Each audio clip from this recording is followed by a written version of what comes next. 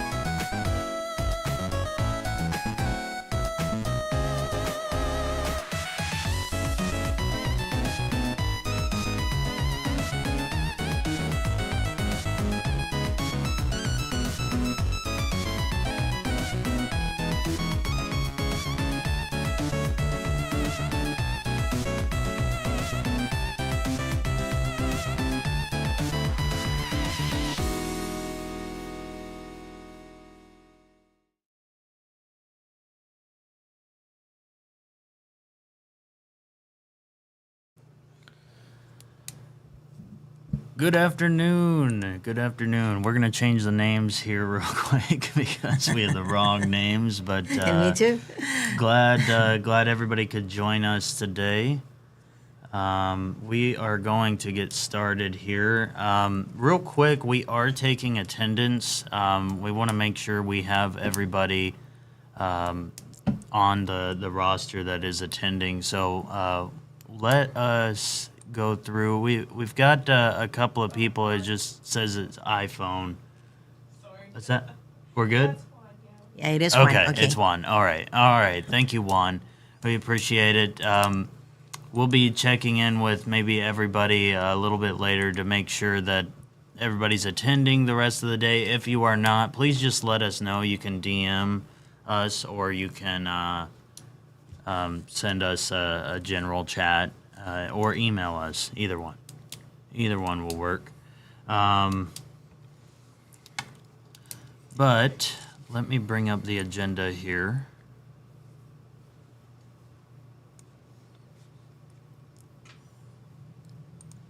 Welcome, everybody, to day 2. Yeah, we made it to day 2. Okay, so today, like we said, start on time, end on time. Opening remarks. All I'm going to say about opening remarks today is that congratulations, everybody should have made it to the point of having their 6 wheels placed on to the frame of their robot. If you are not to that point yet, you can either DM us, email us, let us know, or just watch yesterday's stream on YouTube. Just go to UHD Talent Search on YouTube, and you should be able to find day 1 to follow along there. If you need any more assistance, we can possibly do like a breakout room with you as well. So, without further ado, let's talk about. Did we talk about objectives yesterday? These objectives? I think so. Was it the same Well, ones? by the end of today, we want everybody to have learned, the machinery and electronic components of this robot, the programming, coding that will take place tomorrow. It's the process of telling a computer what to do by giving it instructions, and to tell it what to do, we have to download some software either on our iPhone or our iOS or Android device or computer. There are some block-based coding apps by MakeBlock that we are going to have to download, and we'll share those with you as well. So we talked a little bit yesterday about what the outcomes were, just reiterating, we're developing logical thinking and design skills. We're demonstrating at the end of the week your programming coding skills. You're going to name your robot and demonstrate those coding skills that you learn. So we are going to talk about artificial intelligence before we get started in building. We do have Ms. Rosales to join us, and she's going to be talking a little bit about what is AI, how can you use it, what are some examples, and then what you have to be careful of whenever you're actually using AI to complete any kind of projects, because there's definite safety precautions. AI is so new right now that there's little to no regulation on it, and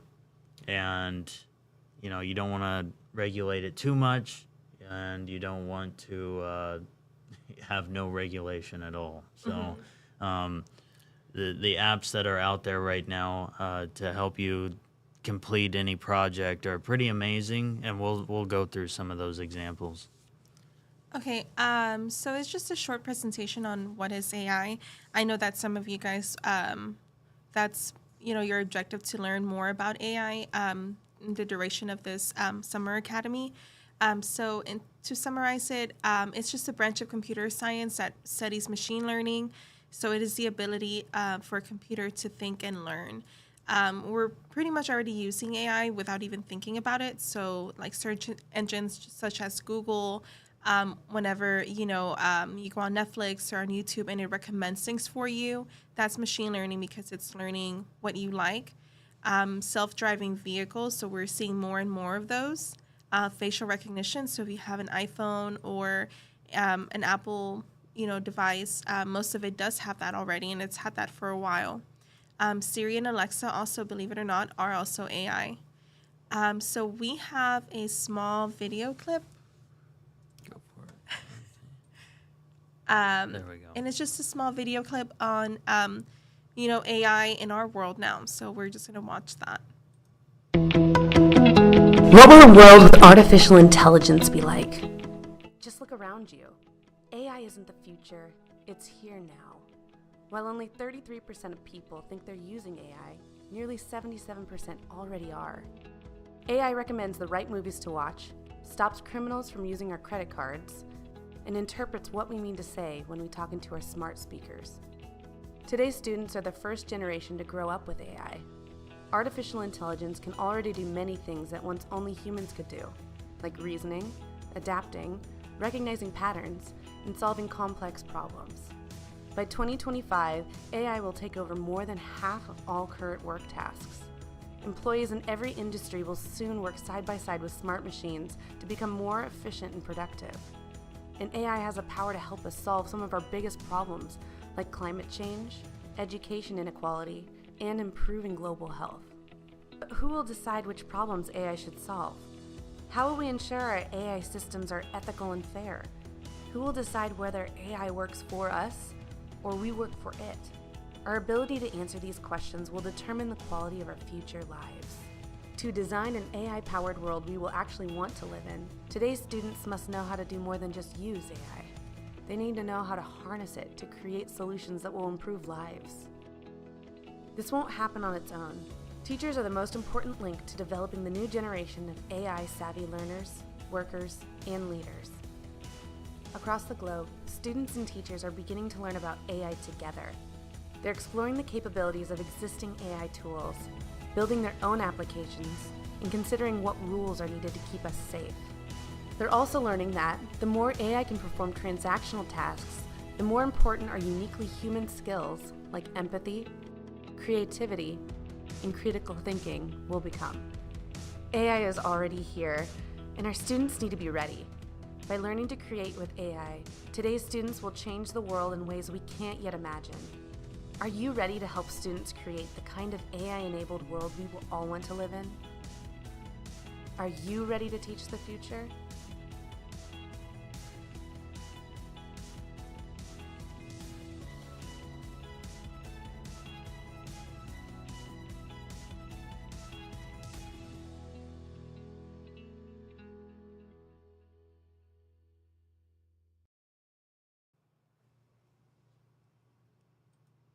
All right.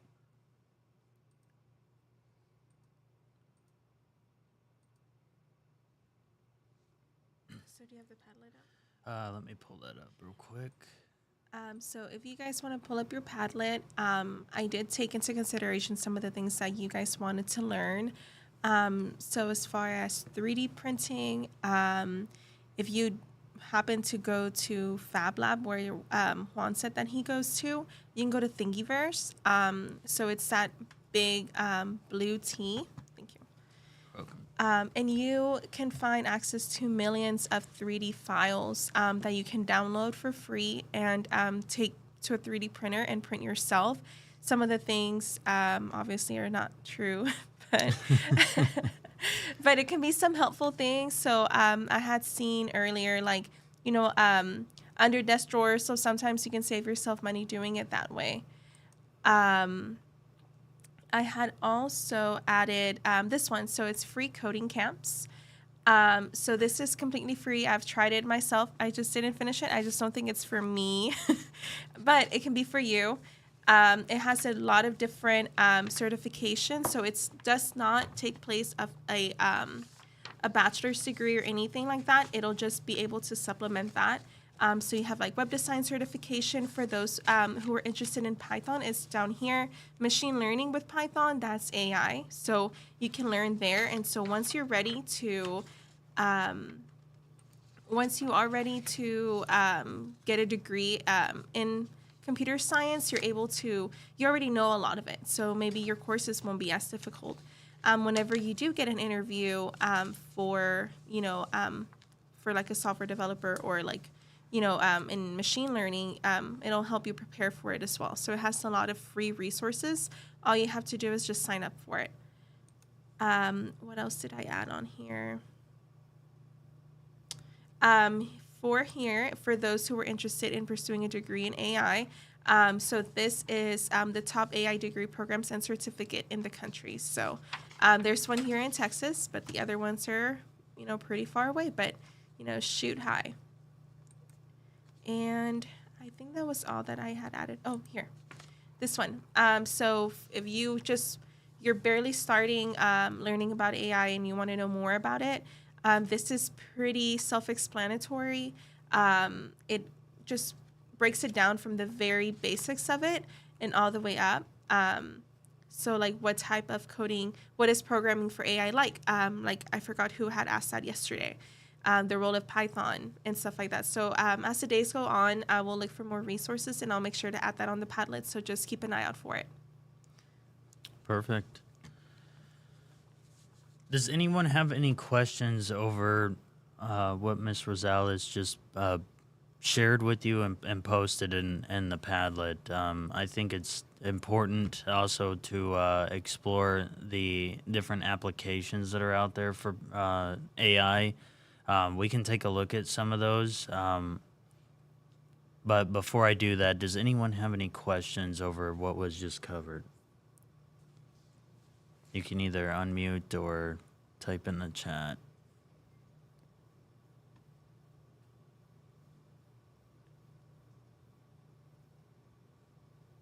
Nobody? Should I do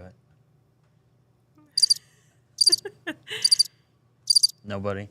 All right. We're just having fun here today. But I am going to go ahead and show y'all some of the, what's really cool is some of the things, some of the emails even, some of the structure that was done in the pre-planning for this Robotics Academy was done using AI. I don't know if everybody's familiar with ChatGPT, but ChatGPT 4 is something that Bing uses with Microsoft, and if you give it a specific task to complete, it will give you an answer, and then you can have it refine that answer the more specific that you get. But beyond ChatGPT, there are some other AI apps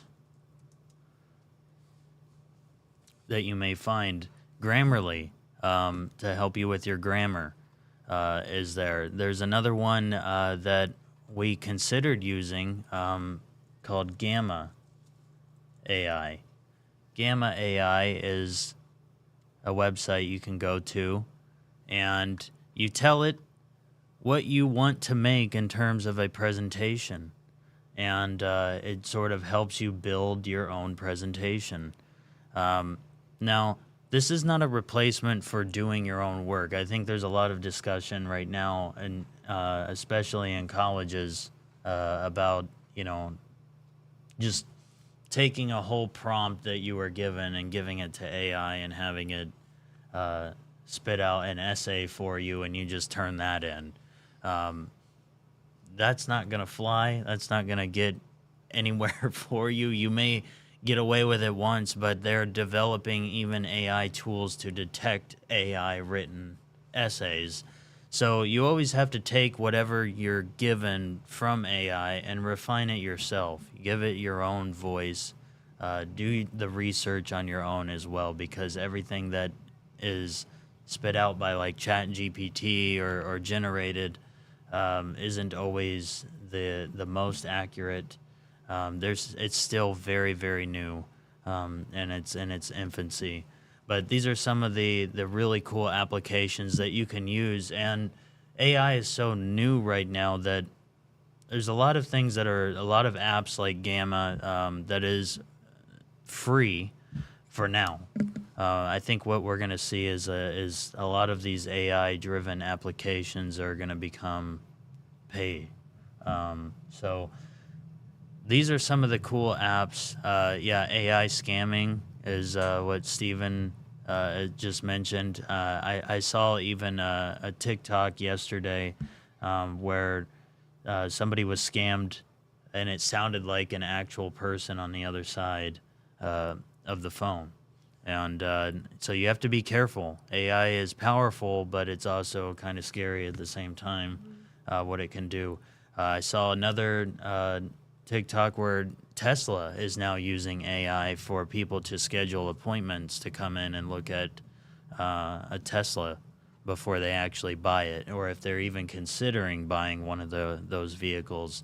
And AI talks to them, and it seemed very, very real.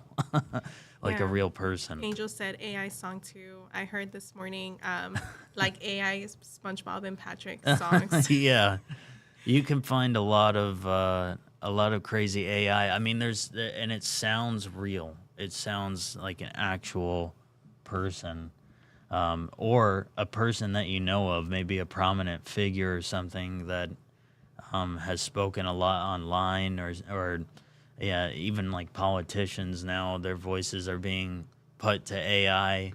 There's an app now where you can tell it to tell other applications to generate what an old car and a new car look like. Generate me a concept car. and it will generate a car, and it looks like something somebody may have designed it, like Ford or GM or Toyota. It's ridiculous. A TikTok Barbie AI video. I have not seen those, Cindy, but I'm not part of TikTok. me neither. I will admit I'm not either, but that's where we are at. So, again, I don't think it's wise to shut out AI altogether, but I don't. I foresee some sort of regulation going forward, something to where it's just not completely overridden. We talk about careers. We talk about different college majors that are out there now. We just showed you in the Padlet that there are degrees now that you can go into. Game design is huge. It always has been huge, but it's becoming even more huge. You can tell a program now to sort of generate a map or whatever structure that you're trying to complete, and it goes so far beyond game design, and it's now going into like interior design. Apple uses their IR camera and like augmented reality. Well, this takes AI. This takes it a step further. So that's machine learning, engineering. People who claim the AI art is their artwork. Yeah. I've seen that. Yeah, and that's where you get into the debate of what are colleges and people going to do about the I'm given a prompt from my teacher or my professor to do work, and I just tell it to generate the essay. That's not really your work. Yeah. And how they're saying like the AI art, they claim it to be artwork, and so people are kind of getting out of jobs like art and photography, and even the strike that's going on with the actors recently. I'm seeing Jadarius, because of AI. Yeah. So just lean into a job and a degree that'll help transition the AI in a better path, rather than taking over jobs and maybe hopefully not take over yours. Yeah, I look at it as a tool to you can use it as a tool to assist you, and then take it a step further by implementing your own voice, your own work into it. Originality. Yeah, keep it as original. I mean, because someone could write the same thing, and the AI could spit out, because it's so new. I'm seeing a lot of the same kind of responses from it, and I think that's how programs like Turnitin right now are actually catching people who have had an entire essay just written for them by AI. So speaking of Turnitin, that is another platform that is investing a lot of money in catching people who specifically only use AI to complete their work. But it is a powerful tool, and I wouldn't say just write it off completely, because I think it's here to stay, and it's going to be there for years to come and assist you. You look at some of the top universities, UC Berkeley, MIT, Harvard. They all have these AI degree programs. So to an extent, they're expecting you to know it and to learn it, but not to solely rely on it. Along with getting a pay raise, yeah. So that's kind of what we wanted to cover with AI. We can, if you want. Do you want to talk about does the game that you have on here have anything about AI? The neural network. Yeah. Yeah. So on the Padlet, there's also like a short game. So you try to doodle on the computer, and it'll try to detect it. So you have to draw a BlackBerry under 20 seconds. So go. Okay. I see me. Or ear. Or diamond. or moon, or heart. I see parachute, or boomerang, or necklace, or helmet. I see circle, or elbow.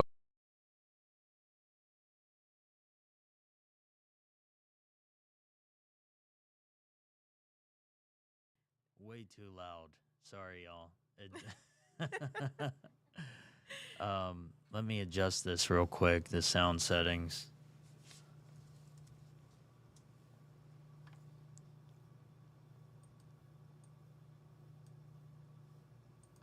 So draw a bridge. A bridge. So something like this. I see rainbow. I see bun, or line. Oh, I know, it's bridge. So yeah, so you have 6 drawings that you would have to try to draw, and IT would try to guess it. A peanut. A peanut. I see rainbow, or circle. Oh, I know, it's peanut. So, I see elbow, or suitcase, or computer keyboard. Oh, I know, it's swimming pool. yeah. So, it's crazy because it's using some sort of AI generative fill thing in the background to know what you're drawing. So, I mean, that's really crazy. Yeah. Real quick note also before we get started with the rest of our build, we did fix some of the, or actually Ms. Perez actually fixed some of the times on the agenda, as well as the legend itself has been fixed. But please go through the Padlet and take a look at some of what we have put in here. Some of the things that aren't on here that we can perhaps post is this Gamma app, ChatGPT. Now, ChatGPT is done by OpenAI. OpenAI right now is sort of open for free, kind of. The way that the ChatGPT works with what they've released over the past year is there's ChatGPT 3, which covers everything up to about the end of 2020. So it can give you answers, everything to about 2020. And then ChatGPT 4 that has been developed, they want you to pay for. However, if you use a service like Microsoft Edge and you use Bing,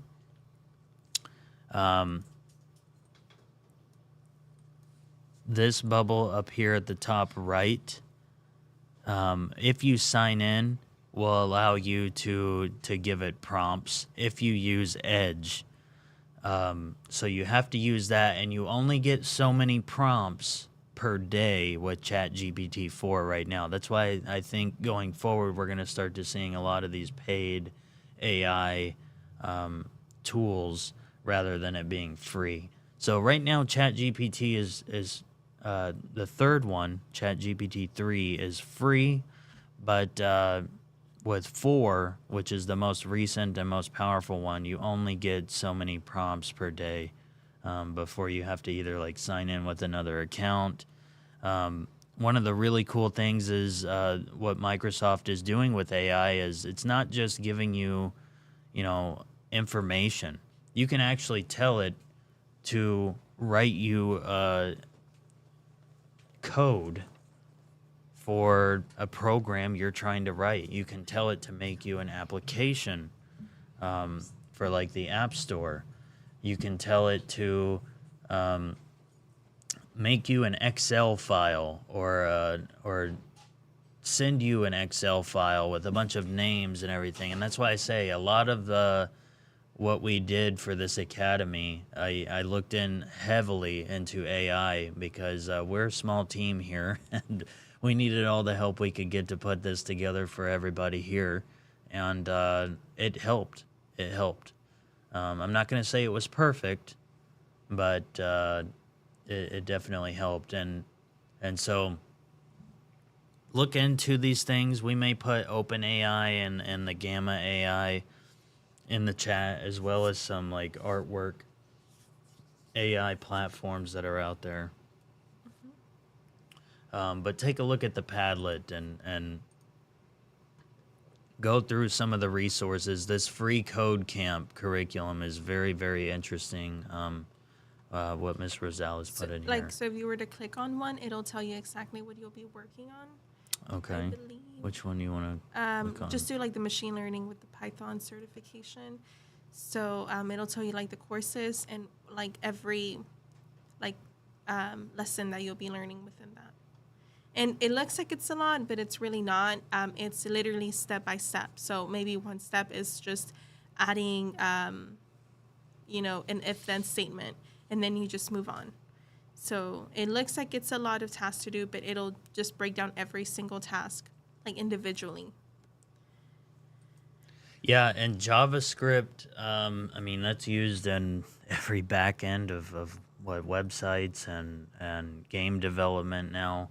Minecraft has a JavaScript version as well. And so you can actually use AI to help you write with that too. But this is kind of spelling out the very beginning steps to JavaScript. And what's cool is you get like a certification that you can put on your resume, and you can sort of up the competition a little bit between your peers and say, hey, I attended a summer robotics academy. They shared with me this free code camp, and I learned a little bit about block coding my own robot, and then I even took it a step further and learned about like JavaScript, Python. So take a look at some of this, because we don't have the time this week to get into JavaScript with the MakeBlock robot, but that's not to say you can't code the robot that each of you will have by the end of this week using JavaScript or Python. We're going to start with the very basic building blocks. They're literally blocks of code, and we just build upon the blocks. And once you get the concept of the building blocks, then you should take that a step further to learn more about the Python and JavaScript. Does anyone have any questions over this?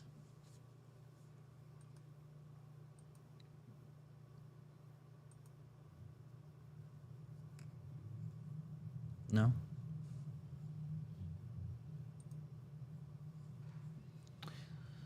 So we talked about artificial intelligence.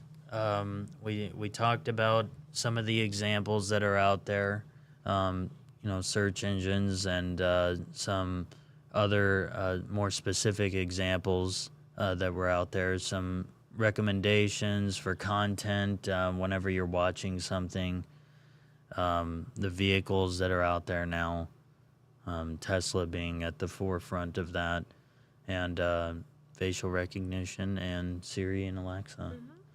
So what we're going to do now, before we actually get into the building of the robot, is we're going to take a break.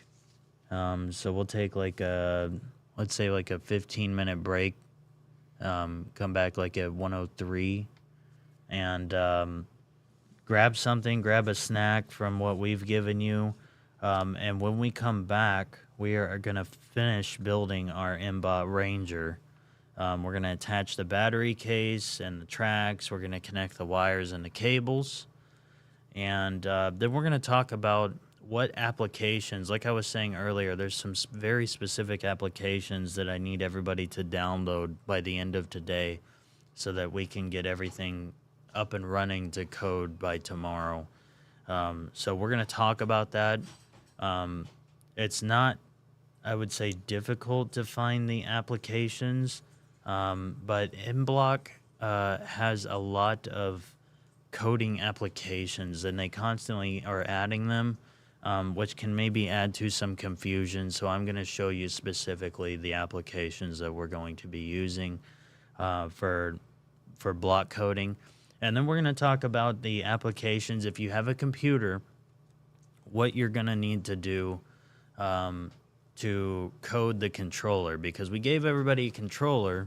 However, we need to talk about how that controller is going to work with the MBOT Ranger, because it's not, everybody who takes out a controller for like an Xbox or PlayStation, it just works, right? You connect it and it works. Well, there's actually coding that has to go on behind the scenes before you receive your unit while they're building the unit. Sony, Xbox, Nintendo have to code these things to work with it. So you have to tell the robot that you're using a controller, and then you have to actually code that controller. So it may seem like a lot, but we'll walk you through the very basic steps of that. And so by the end of today, we should have a completed built robot, and then the applications downloaded so that we can actually get into the coding tomorrow and have some fun coding it. So let's take a 15-minute break. Let's actually come back at 1:05, and we'll see you shortly.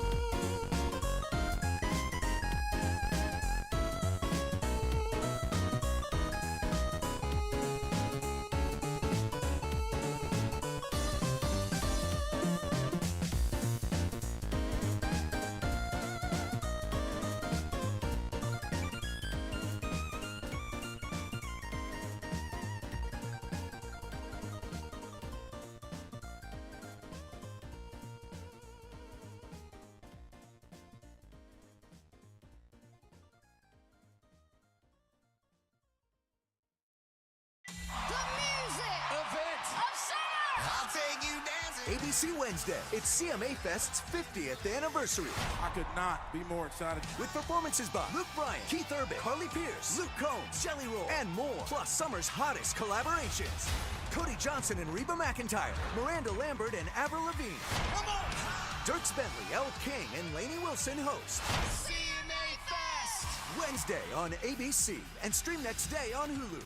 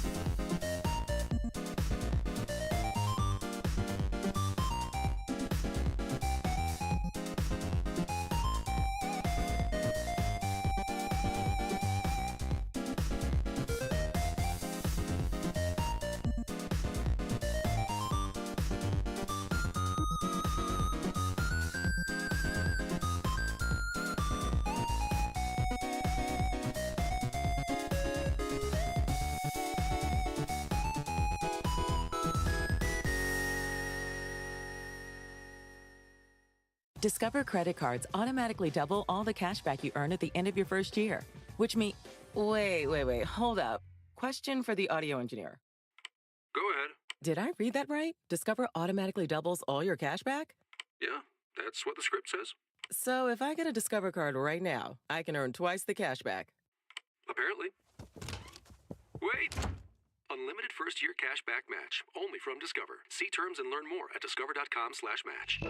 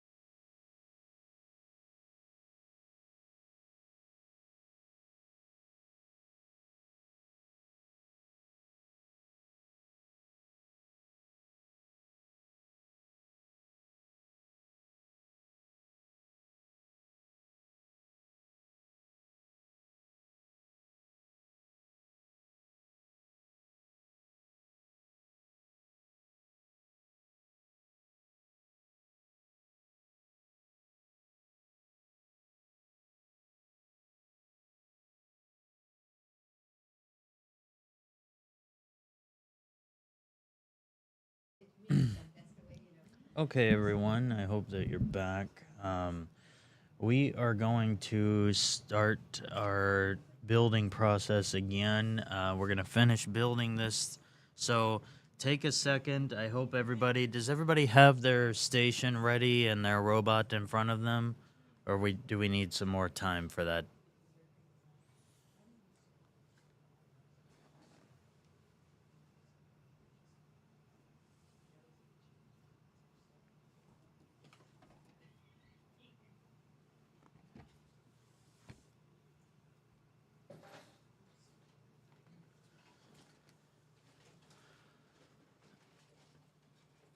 Give me some thumbs up if you are ready to go.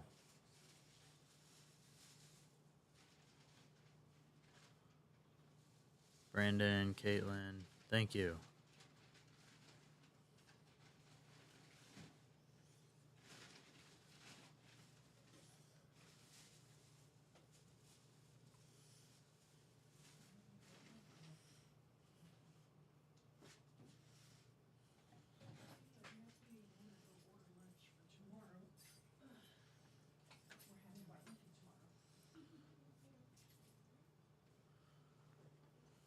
All right, looks like we've got a lot of people ready to finish building, so I'm going to go ahead and go into this scene here so that we can get started.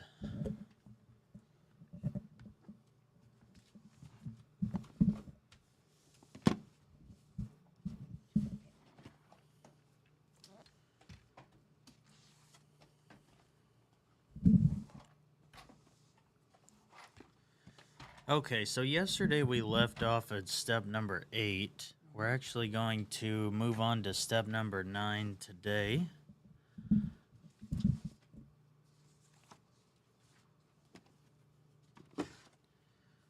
And I know some of you kind of jumped ahead a little bit. That's fine too.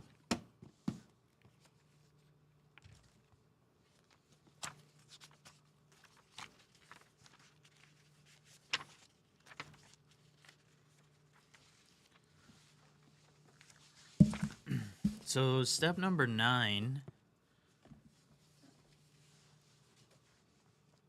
actually involves the powering of the robot. It's the battery component. So what we need to do is we need to go into our. We'll first put our legend in front of us, and we need the M48. And M48 is going to be number 10 in your toolbox. So go to your toolbox. We're going to go to number 10.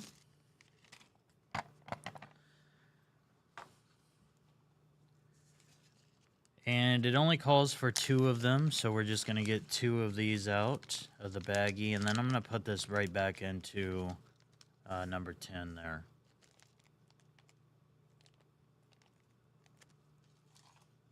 Okay. And then we need the actual battery component, and that's going to be in your box, in your MBOT Ranger box. So go in here.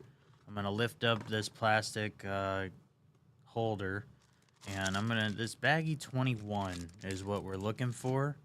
And it also calls for, it's like a cross plate and baggie 20. So I'm going to get baggie 20 out. And here's a cross plate. I'm going to use that. And I'm going to put everything back into the box.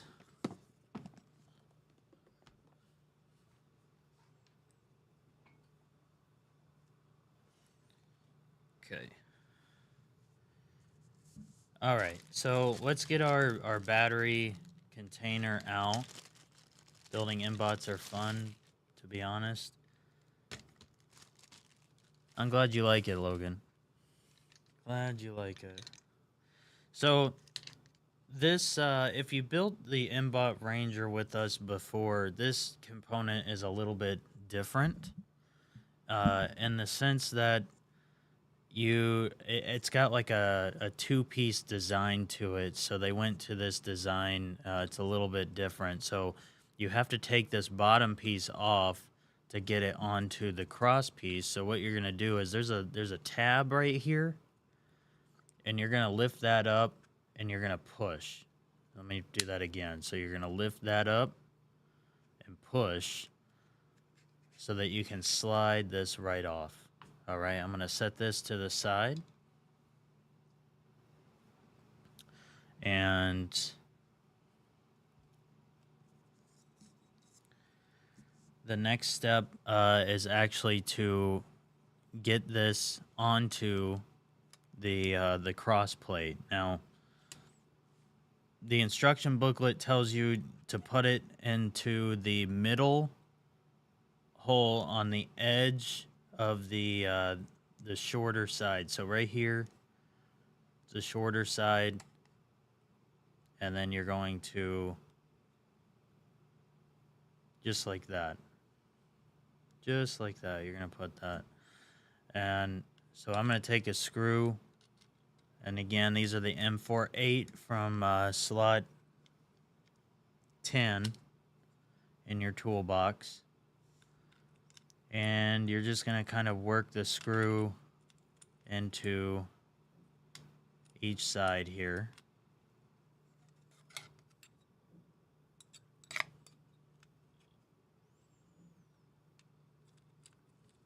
And you may have to, what I would suggest is probably get the screwdriver out, and you're going to use the hex side for that. Here it is. I put it here. Yeah.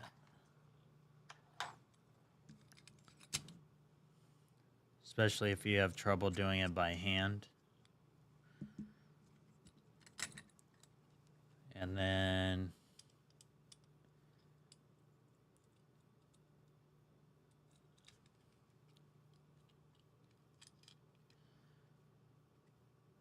this may take a second to get it started, but once you get started, then you're good to go.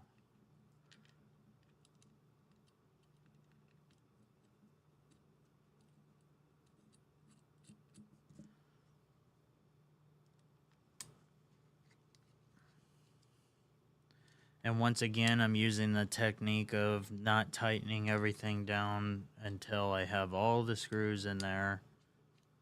I'm not going to just tighten them one down and then go for the other. I'm just going to kind of work them evenly. And you want it to be snug. And this is what it looks like.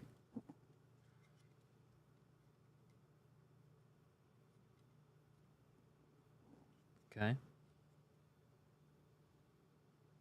All right. So, number 10, for step number 10, we're going to put the batteries in, and the batteries are in slot number 14. Now, we gave you 2 packs of some Amazon Basics batteries. This particular robot calls for 6 AA batteries.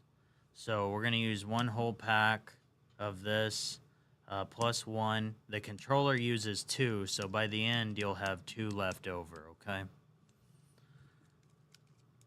So I'm just going to open this up.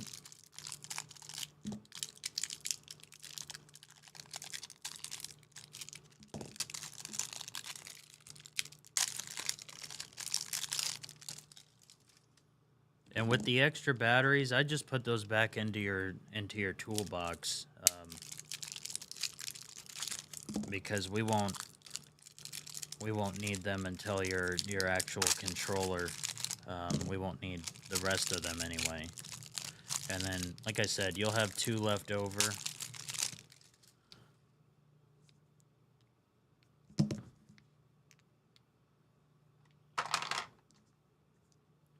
And I'm not going to assume everybody knows, but whenever you're putting the batteries in, the negative side, it has a negative. It is marked inside of the box here. So the negative side goes towards where the spring is, and then you just press it in. You repeat that process 5 more times. The other side is the positive symbol, so and it shows you inside of the inside here. So if you're having trouble powering on your robot later, that may be the cause of it. You may just need to adjust your batteries. And there we are. So now we have all the batteries in here. So now we're going to take this smaller section that we had just screwed on, and we're going to put that back on. And that slides on the bottom, just like this. So let me show you again. It doesn't go on the side where the batteries, where we just put the batteries in. It goes right here. Yeah. And then you slide that, and I think there's going to be a click. Yeah. So if you heard that click, it just clicks in, because remember earlier we had to lift this tab, so it just kind of clicks in there, just like that.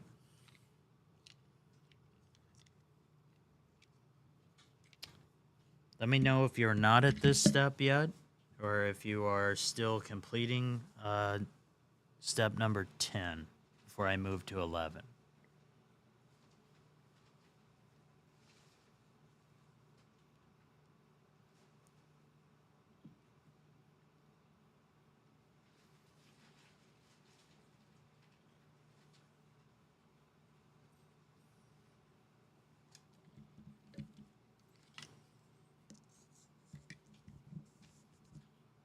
Okay. So step number 11 actually involves you mounting the power pack. You're still doing the batteries, Tyrese? Okay, take your time. Take your time. No rush at all. No rush at all. Just get to this step. But step number 11 actually involves you attaching this to the frame. So you want to make sure you have the frame with the 6 wheels that we completed yesterday with you, because we're actually going to attach this to the frame next. But Tyrese, let me know whenever you're finished with the battery section.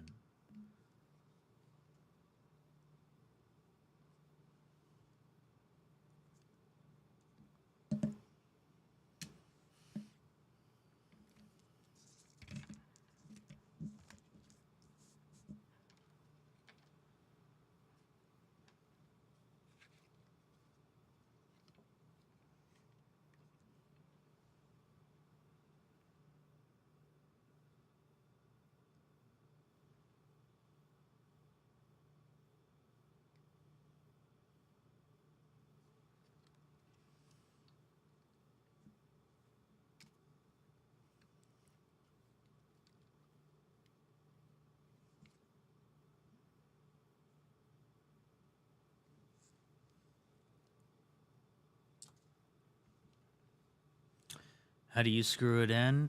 So, are you talking about the plate to the battery holder? Let me show you.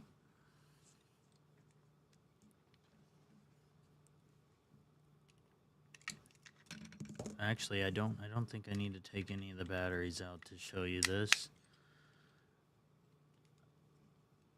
So, what I did is in slot number 10 of your toolkit, you have the M48 screws. So slot number 10 right here. And then you take those 2 screws, and you see how the plate has like a longer side? You're gonna use the shorter side to screw in on the outer edge of the shorter side. So let me show you what this looks like.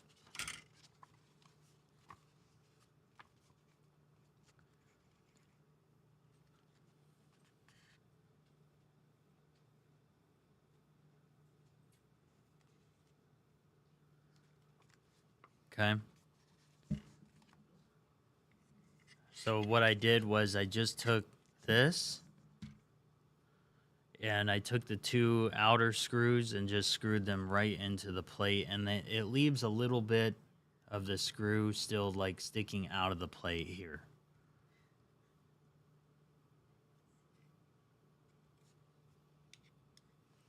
And then after that, I just took the plate and I just slid it back onto the battery pack like that.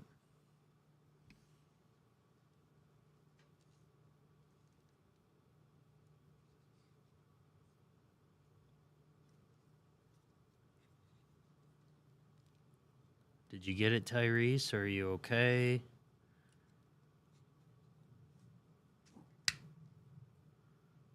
Not yet?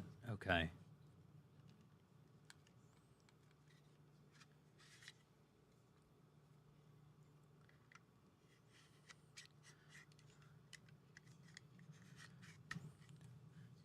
Tyrese, do you have your camera on? Do you want me to take a look at what you're doing?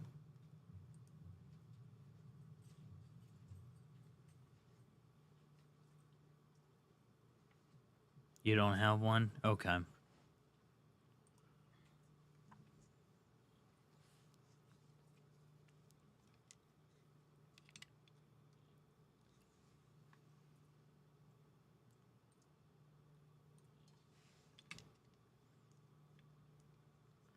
You want to make sure that you have it on the shorter side, just like this.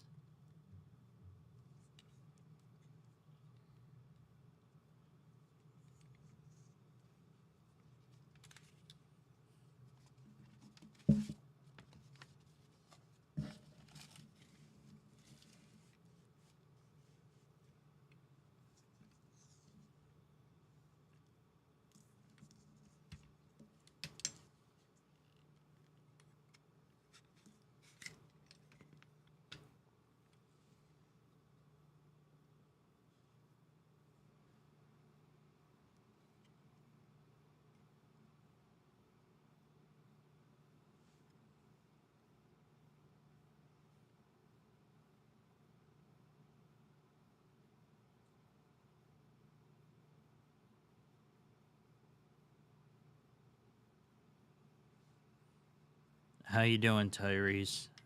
Have you gotten it to screw into the plate yet? Yes? Okay. Awesome. So, once you've done that, attach your battery pack, and like I said, you're going to hear an audible click. So I'm going to take the battery pack and the plate that we just assembled, and I'm going to slide that until I hear click, just like this. Okay?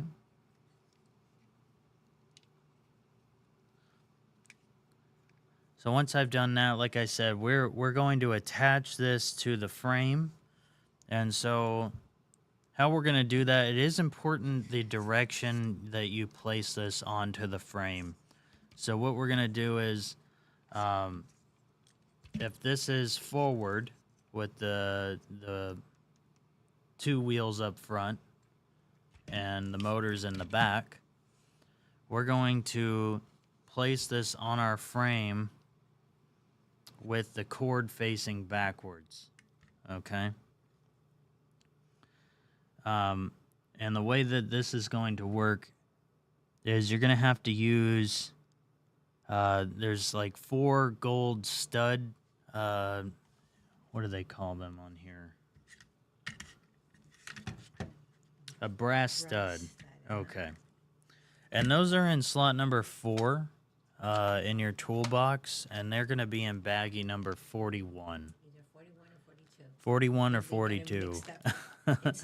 But that's okay. But in slot number 4, we are going to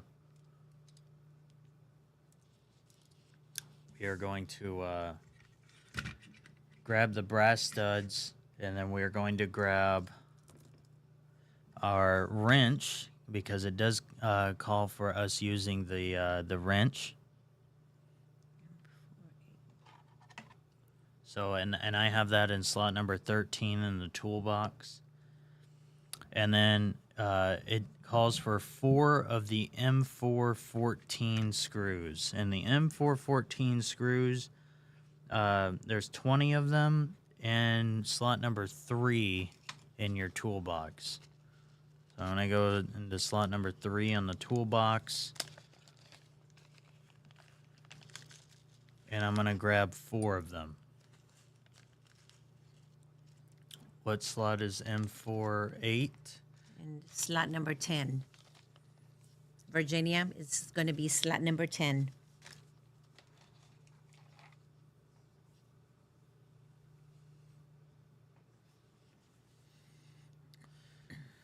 Okay. So this part is a little bit tricky because you kind of have to hold the plate while you do this. The plate with the batteries. What it calls for is for you to take one of the screws, the M414s, and you're going to go into the brass stud, but you're not going to go directly into it. You're going to go from underneath the frame. So I have to line up the batteries like this, with the cord facing towards the motors, okay? And what I'm gonna do is flip this over.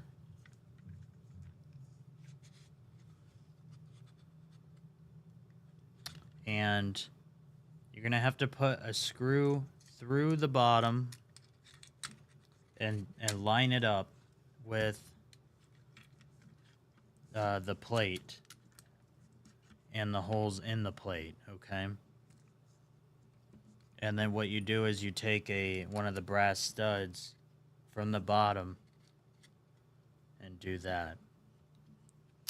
What slot is the screw that you're using? It is Number M414 is, yeah, number 3. Slot number 3.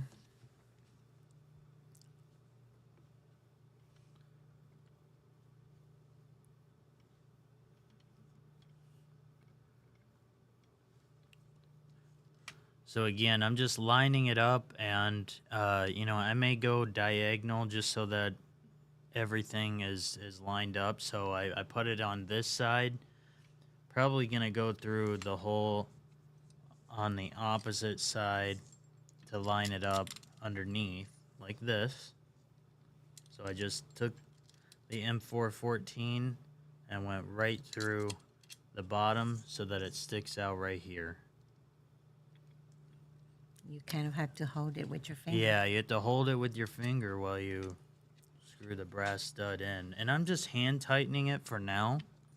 I'm not going to use the wrench until the end. So, and I'm just doing the same thing over and over 4 times until I get all of the brass studs in, just like this.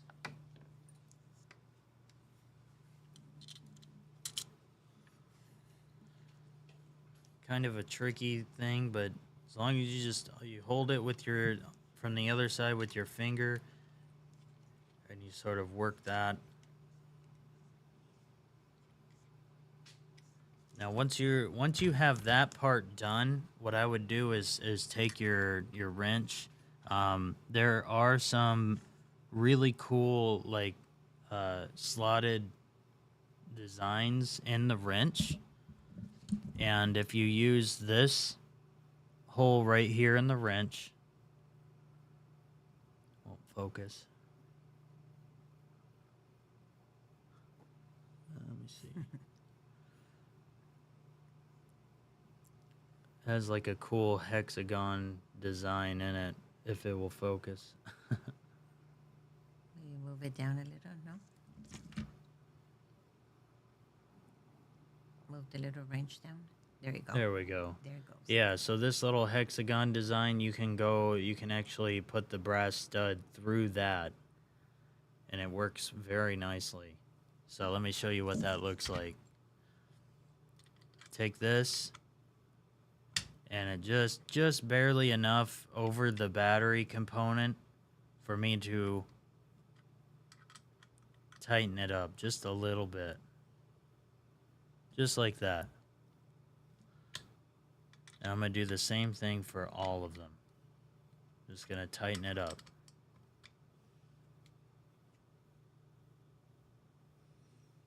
And it doesn't have to be super tight, but I would definitely tighten it more than just what you used for your hand. And you may have to lift it up out of the brass stud and just try to tighten it a little bit more.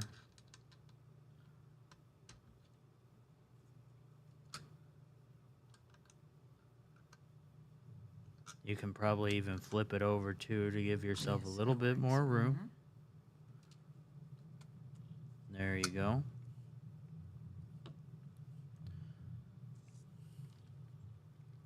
Did everybody successfully get the brass studs into their robot?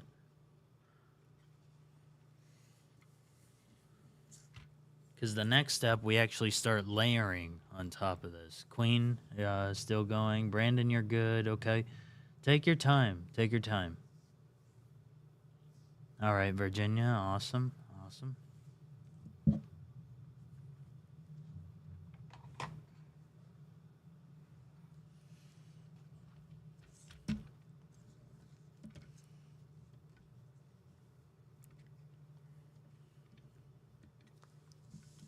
Therese, the brass studs are in slot number 4. Yeah. Right? Yeah, either baggie number 41 or 42.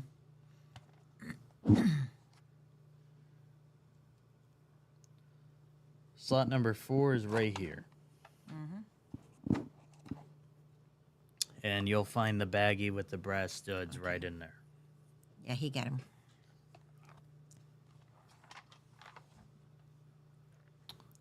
Jadarius, you're still trying to do it? Yeah, take your time with it. It is a tricky step because of the nature of you having to hold everything together. You're using a wrench, so this is a little bit of a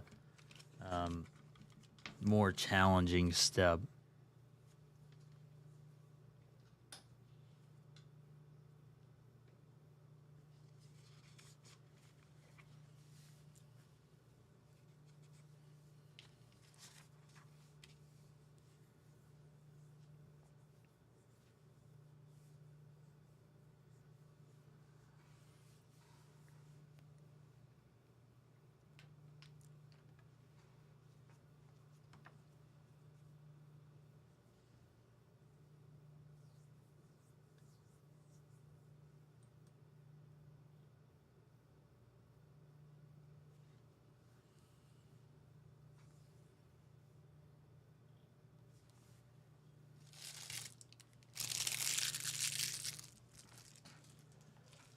Let me know once you've finished this. It looks like Renee, you got it.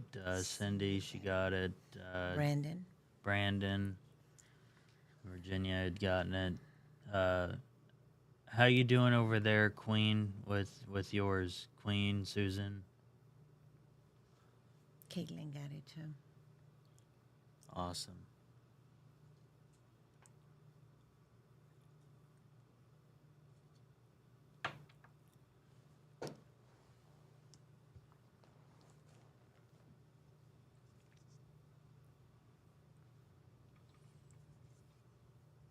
Again, we just attached these using that screw. We went through the frame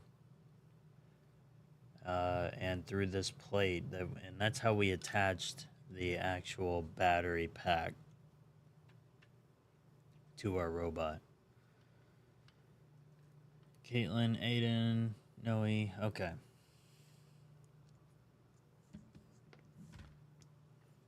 That's okay, Tyrese.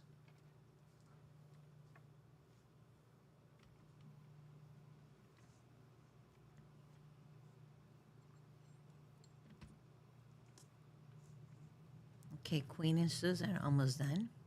Okay. Like I said, you don't have to over tighten it either, but the tricky part's just holding the plate and then screwing those in. And then you want to use your wrench to finish tightening those. So you just kind of go in here and you tighten it.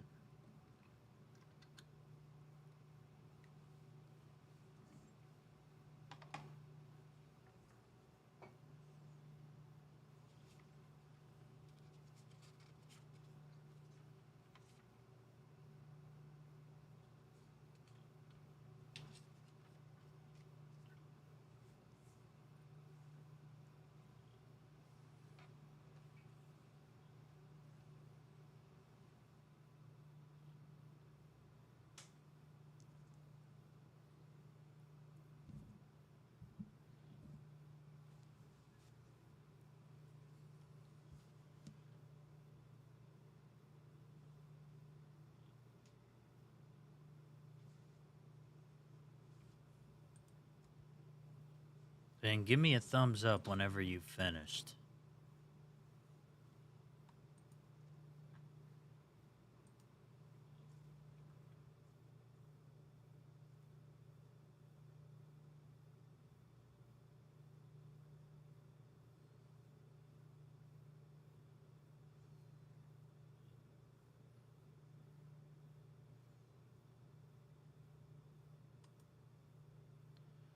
What slot is number 13? Number 13 is going to be where your screwdriver and your wrench were in the beginning. So we put your tools in there in slot number 13.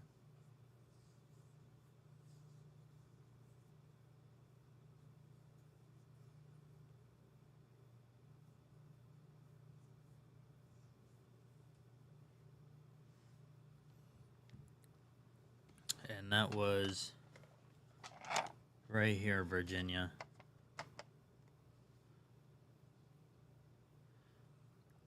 How do you tighten it?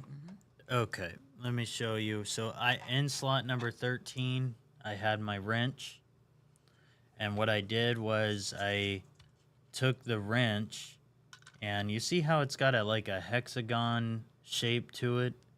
One of the holes. You're not going to use this to do it, but you're going to use the hexagon, and you can flip it over, whatever gives you more room, but it just, when you slide it onto the brass stud, there's just enough room between where you slide it on and the top of the battery pack to where you can actually turn it and tighten it. And so you'll start to feel it tighten up, and you just want to make sure that it's snug on there. What slot is M48? Number 10. Number 10 is M48, Virginia.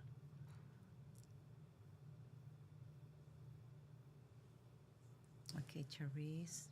Awesome. Okay. And Darius, got it. Virginia, did you spill your toolbox?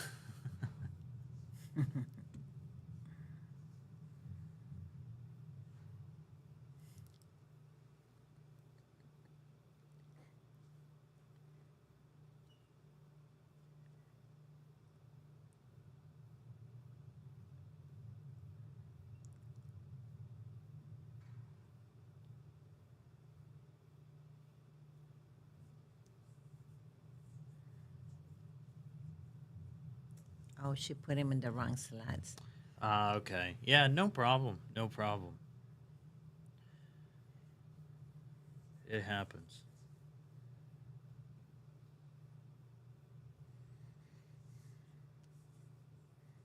There was the one that had the 30 little screws, right? Yeah.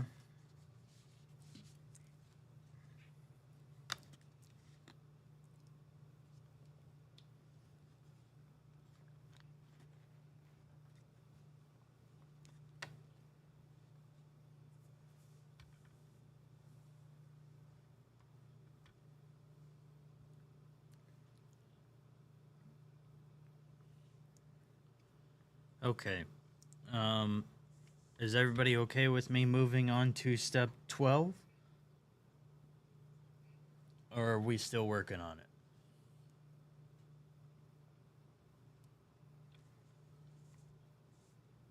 Okay. Awesome. Tyrese, are you good to go? I think he is. Oh, you He did had give it me up a there, okay. yes. All right, let's move on to step number 12. When you go into the baggie that was in your box here, there's like a T-shaped plate.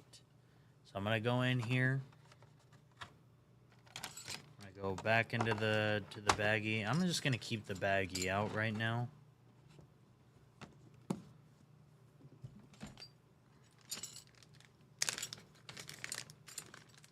And there's a T-shaped plate in here. Looks like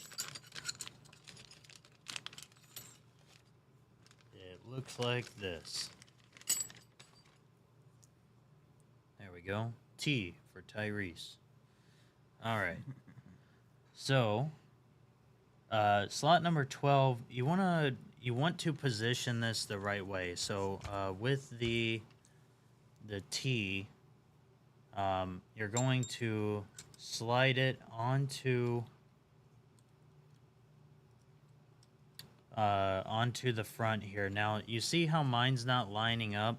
Like, it's not exactly working right. So here's what I'm gonna do. You got it backwards, though. I do have it backwards? Is it right? No, I'm sorry. You do. You good? Let's see. Okay, good. All right, just making sure. Sorry. No, it's okay. I've done I'm it. looking at it wrong. I've done it before. So, Sorry. with the four wheels and the motors in the back, you want to make sure that you're putting the T on just like this. But if you see, I can't get it. It's not lining up right. Some of you, it may work just fine, but it's not lining up right. So what you're going to have to do is, I know we just tightened these brass studs up. You're going to have to loosen it a little bit. And this is one of those things where, you know, it may not happen with everybody, but it happened to me, I think, the first time I built this. And if you loosen just one side up, it should work. It should work, and you should be able to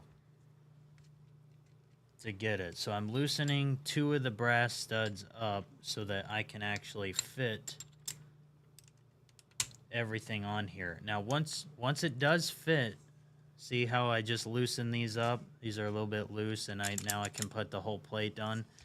Now I'm gonna have to go back here and tighten this up. Now, the problem is you're not gonna be able to get the wrench, around the wrench hexagon, like yeah. that, because then you're gonna end up locking the wrench onto it. So, my suggestion is to probably take your hexagon screwdriver, and while holding the brass stud, tighten it up. Okay, just like that. I'm just holding the brass stud. I'm gonna give you guys a lot of time for this part, because I know it's difficult.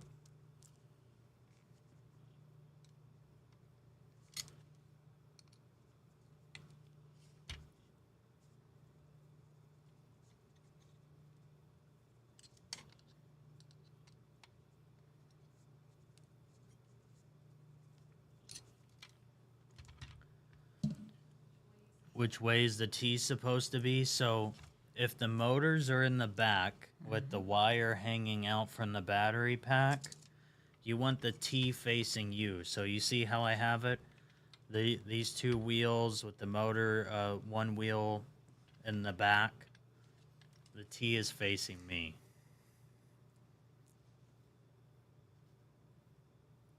Can you add on to the robot? Absolutely, William.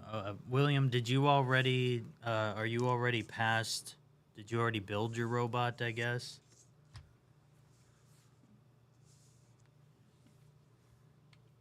Yes, you're done. Okay. Well, we are going to get into the coding tomorrow, William. So I don't know if that's going to affect your robot's, performance if you add on to it right now. But if you feel comfortable in doing that and you feel like you can still stay with us with the coding portion tomorrow, then go for it. You can add on to it with the gizmo pack that we gave everybody, and we'll cover that gizmo pack tomorrow as well.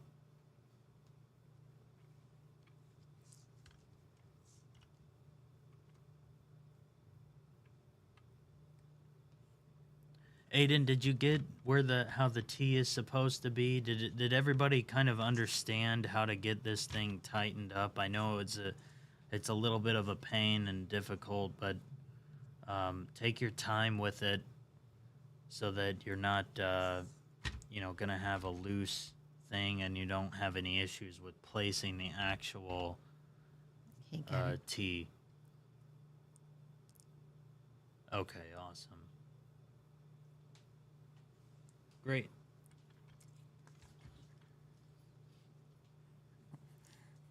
I was looking at it backwards. That's why I said, what's wrong? I did it the first time. You I know. remember? Yes, that's why I was thinking it's backwards. Just make sure we're doing it right. Yes.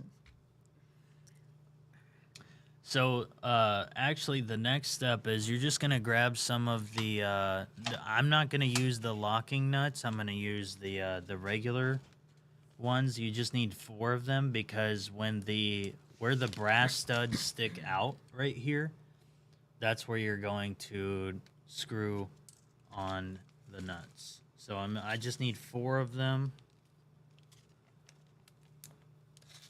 So I'm gonna, again, those were in slot number 2. If you're using the locking nuts, that's in slot number 4. And you just take each one and you tighten it on the top here. And this is to further prevent the top portion, this T portion that we put on, from popping off the robot.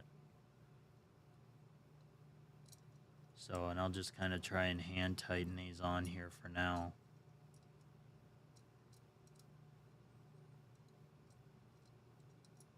If I can even do that. There we go.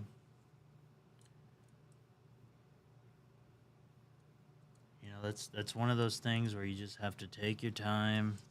You can't rush through this, otherwise you may make a mistake.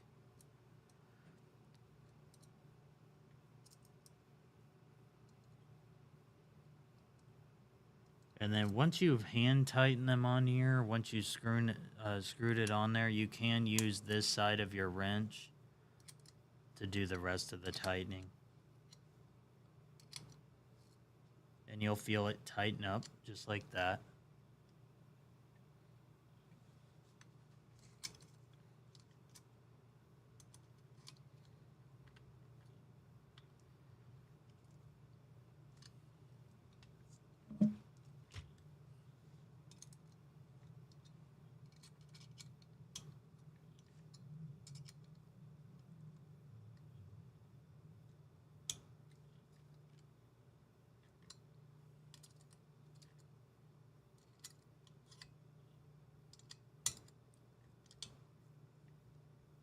How's everyone doing? Are we doing okay?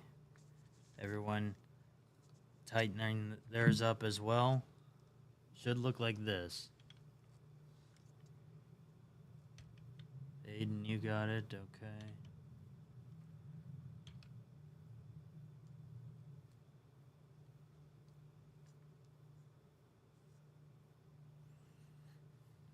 Cindy, excellent.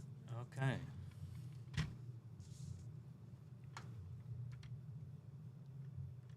All right, so that's number 12. Number 13 actually involves putting in our sensors now. This particular sensor is the line following sensor. And slot number 46. Thank you. In your toolbox, you're going to find baggie number 46. That is the line following sensor. And you just open this bag up here and grab the line following sensor. And what's really cool is this is where the data cable comes in, and then this is how it actually follows the line. So these are your sensors right here. You have 4 of them.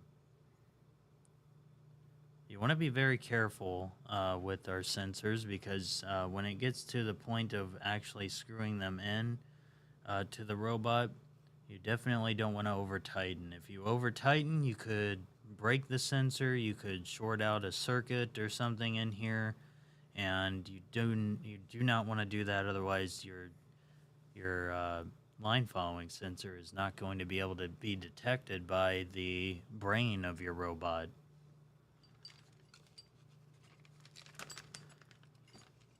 And so what slot number 13 calls for is, I'm going to go ahead and set my robot aside over here. Slot number 13 calls for the line following sensor. And remember in baggie number 20, how we have all these pieces? They want this last little beam piece right here. So this piece right here. So I'm going to grab the line following sensor, this little beam, and then it's M48. We need 2 of those. And that's in... Slot number 10. Slot number 10. Yes. So I'm going in slot number 10 on the toolbox. That's where M48 is at, and I just need 2 of these. 1, 2. Okay. So the next step is, and you want to make sure you have the beam set correctly. So if I'm following the instruction booklet here, it calls for me to place the beam right next to the blue box of the last set of the 3 holes. Okay, and you want to make sure that the groove in the beam is not facing towards the blue box. It is on the opposite side, so it'll be like this. And then what you're going to do is you're going to hand tighten through the bottom the M48 screw. I'm just going to go in here and hand tighten them in here.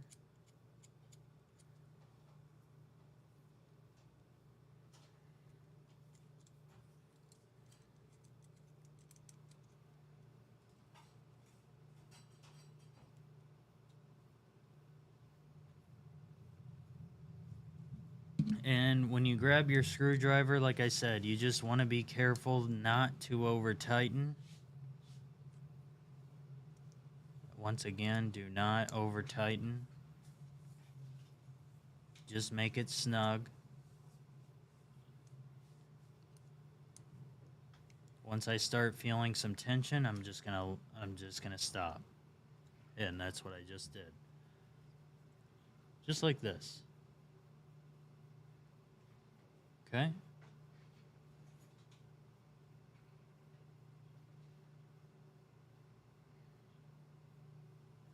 All right.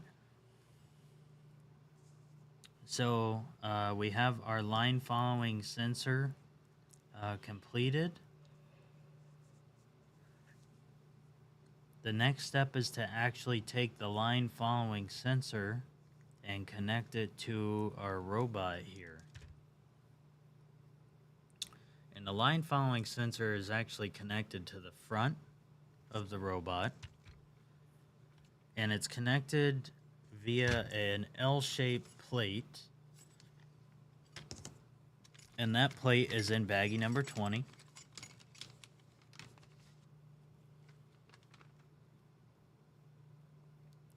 Looks like this.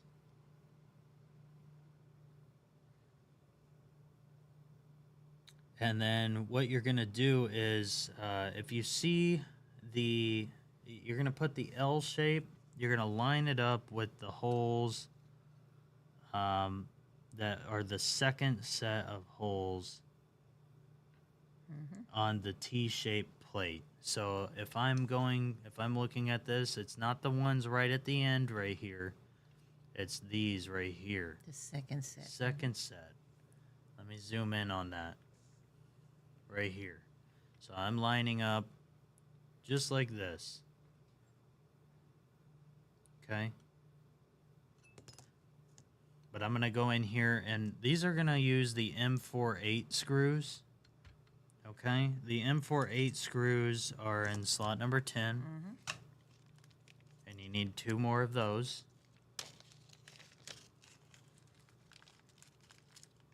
So you just need 1 and 2.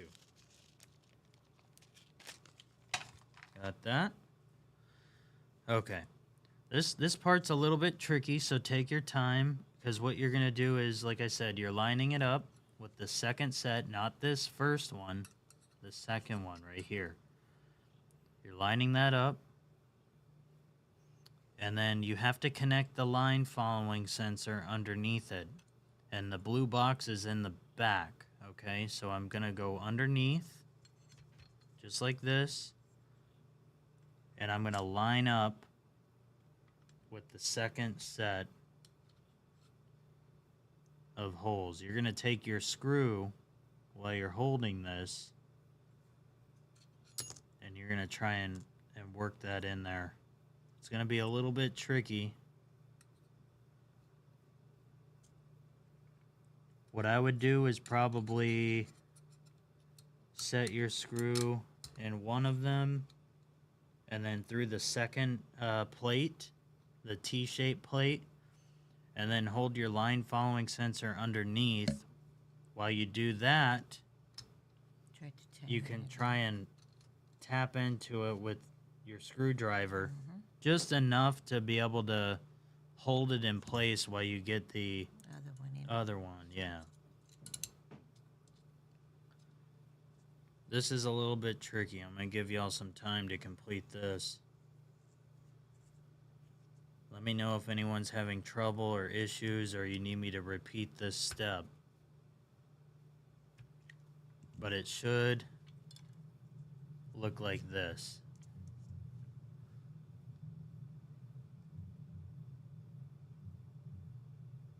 So we just screwed the screw through this L-shaped plate and the second set of the T-shaped plate,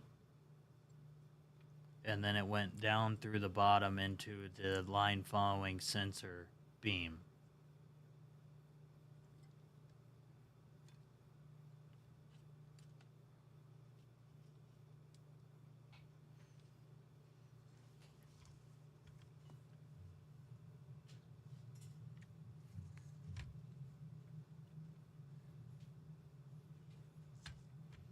Give me a thumbs up if you are through this step and you completed it.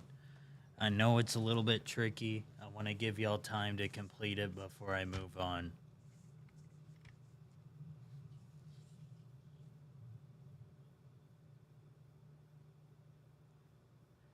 Thank you, Caitlin.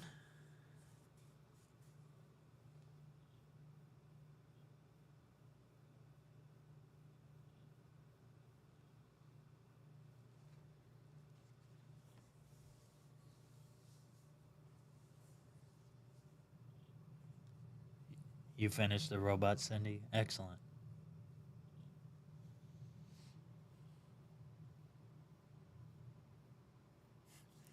Move your hands. My hands? Covering the robot. Yes. Can't see what I've done.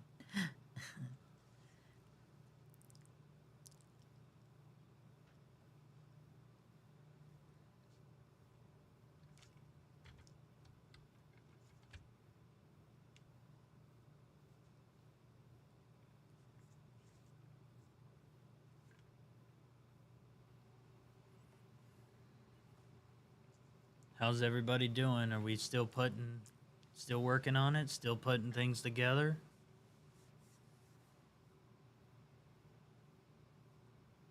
Queen, Susan, you're good? Okay. Still working on it, Aiden? All right, no problem. take your time with this step. Definitely take your time with this step.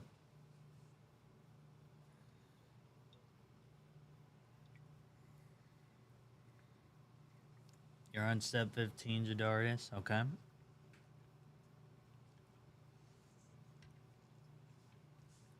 Well, while we are waiting everyone to finish step 14 and get this L-shaped bracket on here, I'll tell you what you need for step 15. You need the M48 screws, and those are in slot number 10 on in your toolbox, and you need 2 of those.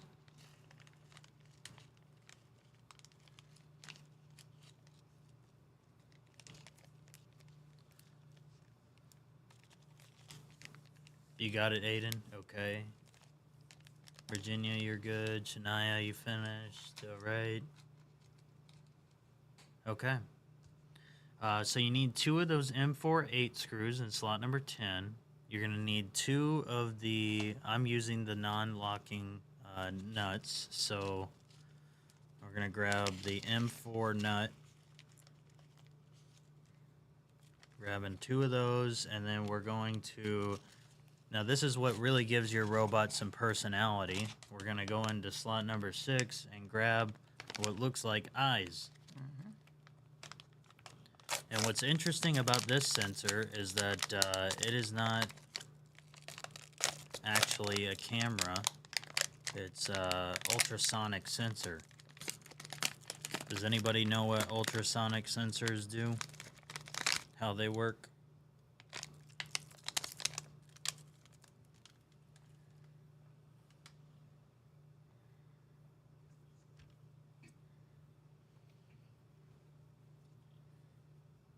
Bonus points if you type the answer in the chat. No looking it up either.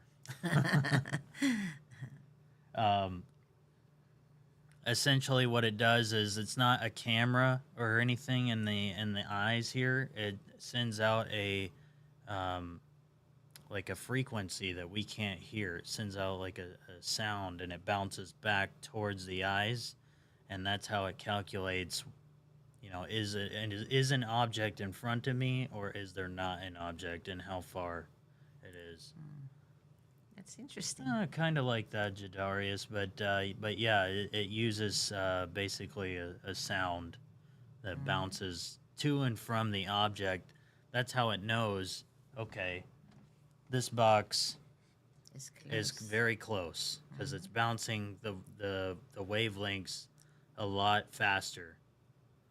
Now, the further away I get, the longer it's going to take for that to go back and go straight to the brain of our robot, which is the one of the last pieces we connect, the top of it. So it's a pretty cool sensor, but it gives your robot a lot of personality. So we're going to go ahead and connect it.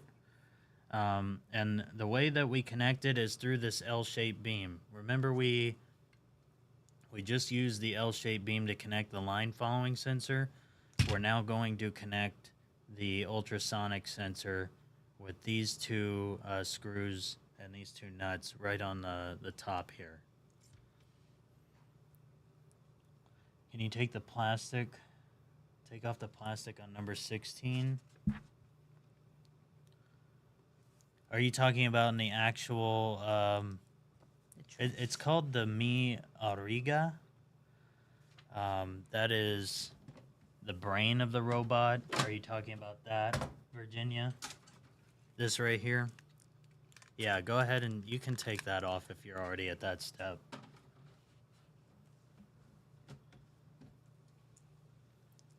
A sound to determine if there's something in the way. Yeah, right, Exactly. Stephen. Yeah.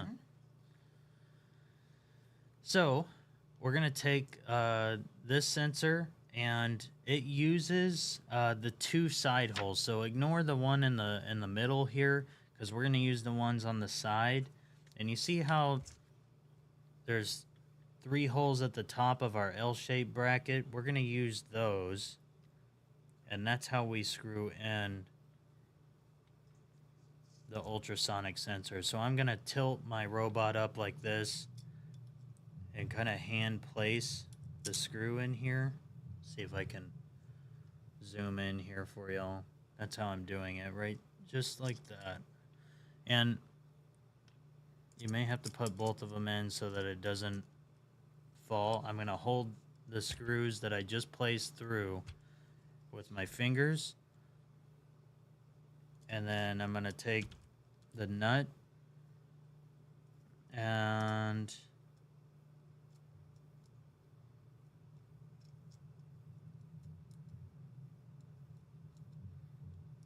just work that on there, on the screw. And then you want to be careful because, like I said, with the line following sensor, you don't want to over tighten these, but you do want it tighter than that. That's a little bit too loose. See how I can move it a little bit? What I'm going to do is I'm going to take the wrench and I'm going to work that onto one of the nuts in the back, and then I am going to screw a little bit. I'm not going to over tighten it because if I over tighten it, I'm going to short circuit the board whenever I power it up. I don't want to do that. So I'm just kind of holding that there on the back and tightening it just a little bit. Just a little bit. And that way, see how it moved earlier? It's not really moving that much now. So it's tightened just enough. Just enough.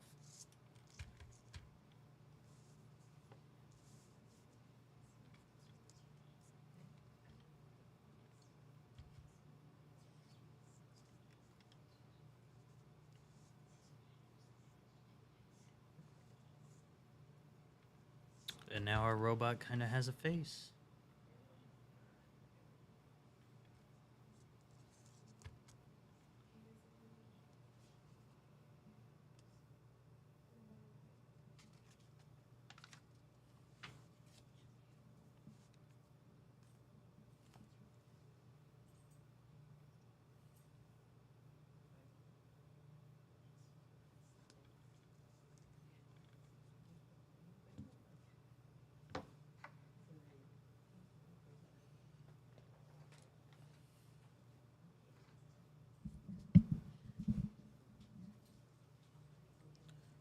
How's everybody doing with that stuff? Everybody get your ultrasonic sensor or your eyes connected? Does everybody have their eyes connected?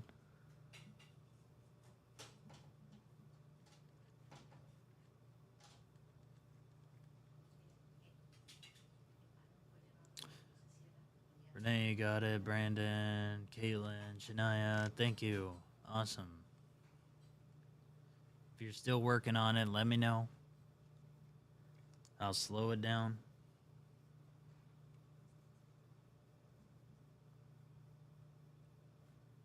Jadarius, you got it. Excellent.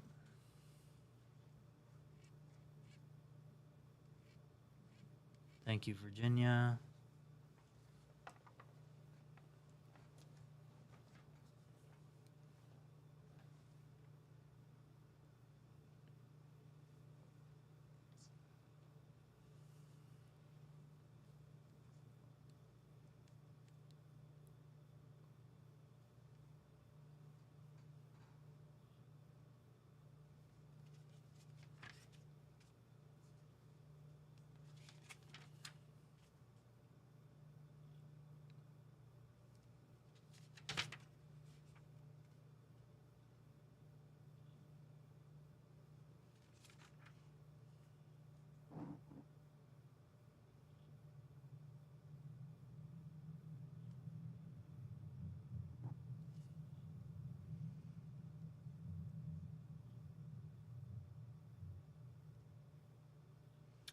Tyrese, you got it? Okay, moving on then. What we're going to do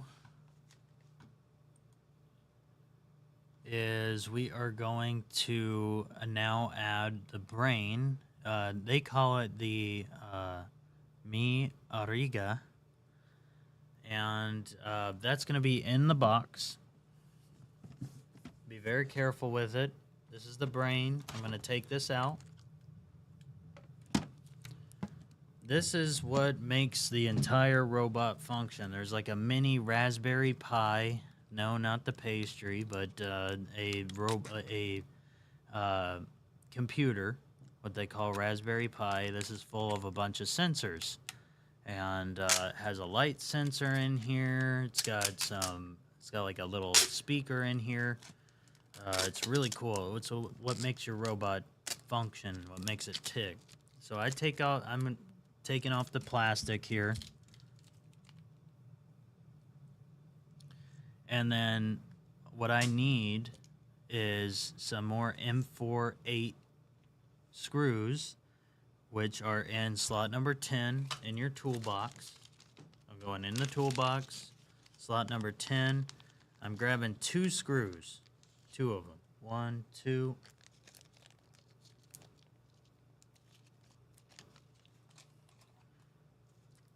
And then you're going to connect this. And don't forget, there's plastic on the bottom, too. So let me pull that off.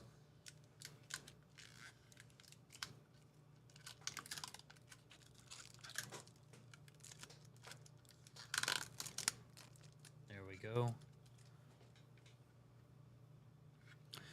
And then you want to connect this the correct way. So the buttons in the back that have like the reset, the power port, the port that you use for the computer, which USB type A, all of that's going to be towards the back where the cord is going out and where the motors are. And what you're going to do is you're going to take the brain of the robot and you're going to place that with all those ports that I just mentioned towards the back. And you're going to use, let me see if I can show y'all and zoom in.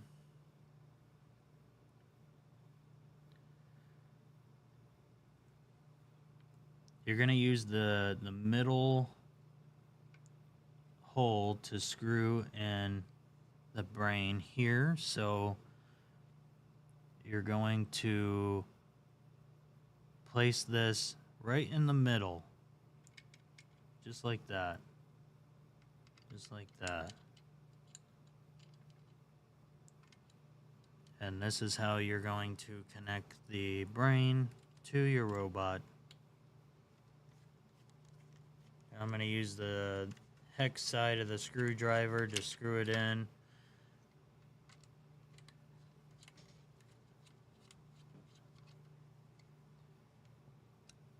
Now this is just plastic, but if you over tighten it, you could crack the plastic, and I don't want anybody to do that, so just tighten it so it's snug and it isn't going anywhere.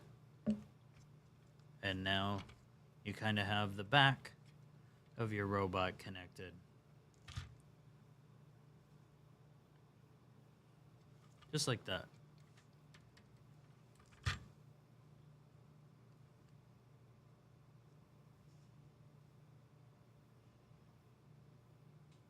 Now, they had step 16 before 17, I guess to connect the wires before you actually screw it on. But you can connect the wires after you put the brain on there. And the way that I would connect them is you want to make sure that you take the right wire going into the M2 slot right here. So if you just kind of finagle it in here, and I guess that's why they made it a step before you actually put it on there, but that's okay. It just plugs in just like that.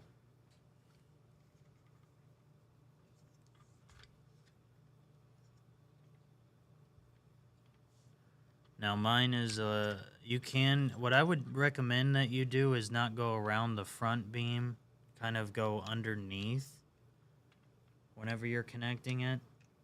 And if it helps, I guess just unscrew the Raspberry Pi unit and plug it in if you're not able to do this, what I'm doing here.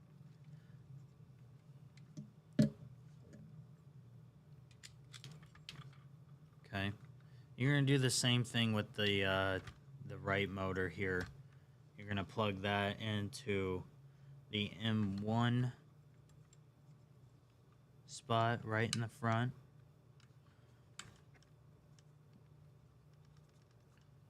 And it should be snug. And like I said yesterday, if you're having trouble, like with the motors, plugging it in, flip it over. Don't try to jam it in there. Otherwise, you may bend some pins and it's not going to work right. The motors aren't going to spin. So I have them connected just like this.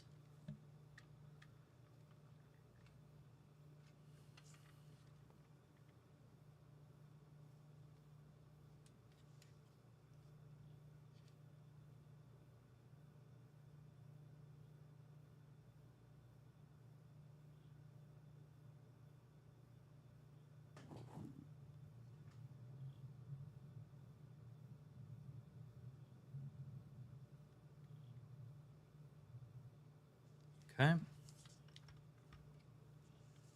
Is everyone with me? We got the motors connected to the brain now.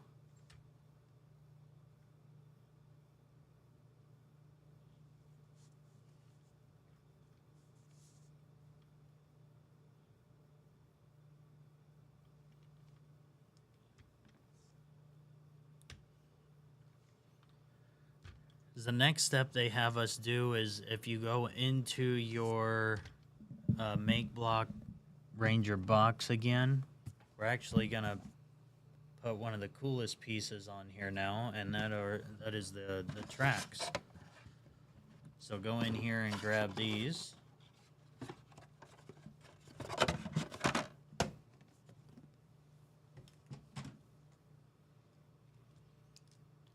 Got these going. It's wrapped around with some plastic, so you just got to take those plastic pieces off. And then now you've got 2 tracks. And then what you do is you take the tracks and you put it, see how there's like a center groove in the tracks? You want to get these wheels into this center groove here. So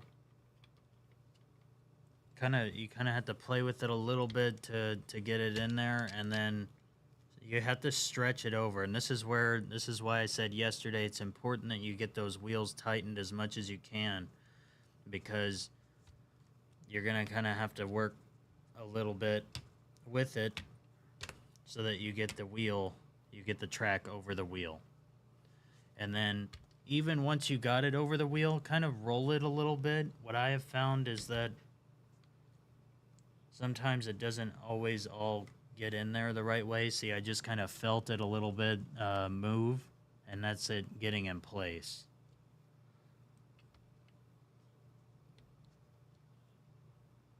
Because inside these tracks and the wheels, you have your grooves right here. These little grooves in the wheel have to fit into the grooves right here and that are inside the middle of the track as well. So do the same thing on both sides.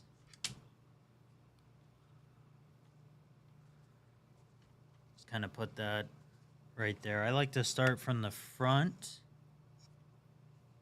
and kind of work my way with the track all the way around. And I have found that has worked the best for me. May not work the best for you. So you got to work it the way that it works for you. But you want to make sure that when you get the track on, that all of the grooves and the wheels are lining up with the grooves and the tracks.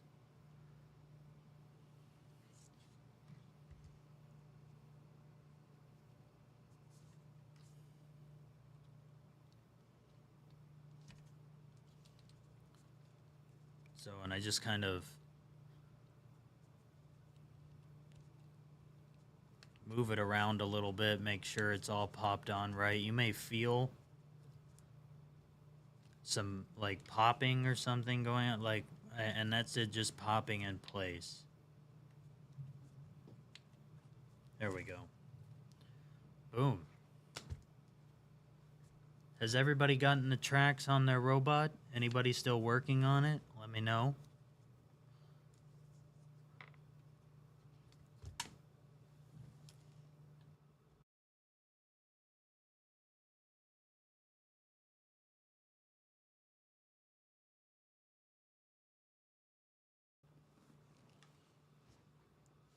So if you haven't finished your robot yet, let me know if you have got the tracks on there with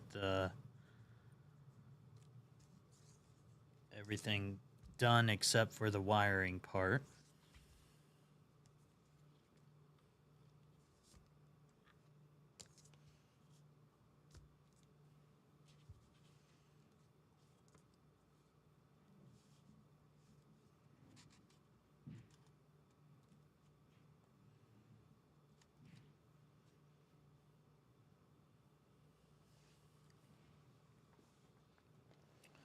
Brandon, you got it. Logan, you got it.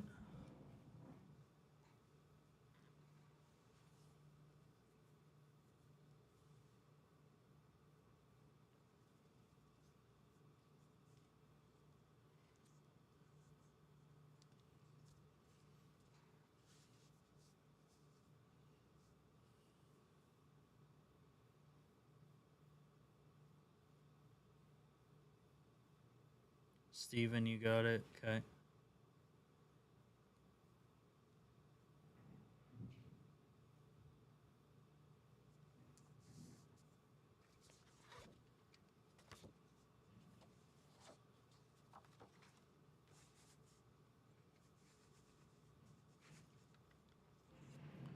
Okay, looks like we all pretty much have finished it. Excellent.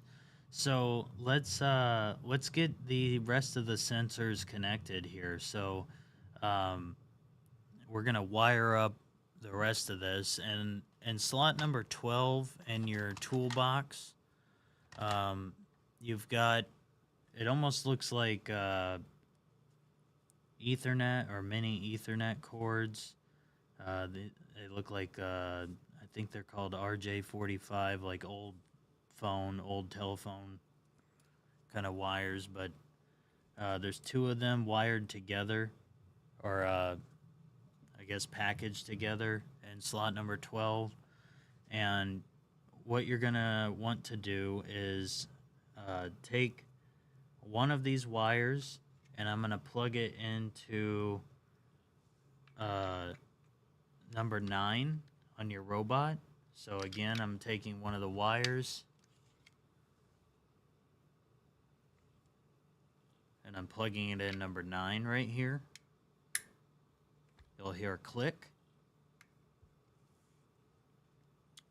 And then number 9 gets wired to the line following sensor. So what I like to do is I like to take the wire and tuck it underneath the robot. So I'm going right underneath the robot, and then probably underneath this wire here, and then it connects right into the line following sensor. So you'll hear a click, and now our line following sensor is connected. Now, if you find it more, convenient to run it the other way, you can do that. You can sort of tuck it a little bit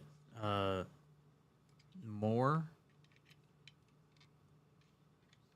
so that it's not interfering with the tracks. So I'm just going to kind of mess with it a little bit just to make sure that I'm not interfering too much with the tracks right here. So it's not really touching it.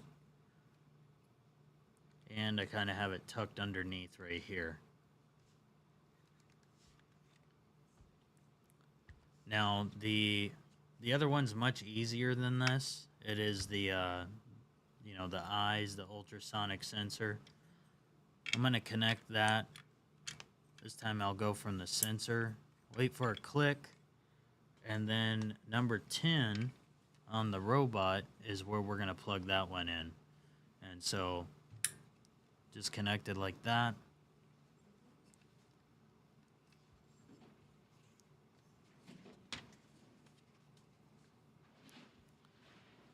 And then actually our last step is to take the power cord and then connect it to the back right there. And your robot can have a little bit of a tail if you want it to, or you can take this wire, and I'd like to tuck it in between the brain of the robot and the batteries. Sort of do something like that. Just so it doesn't get caught in anything.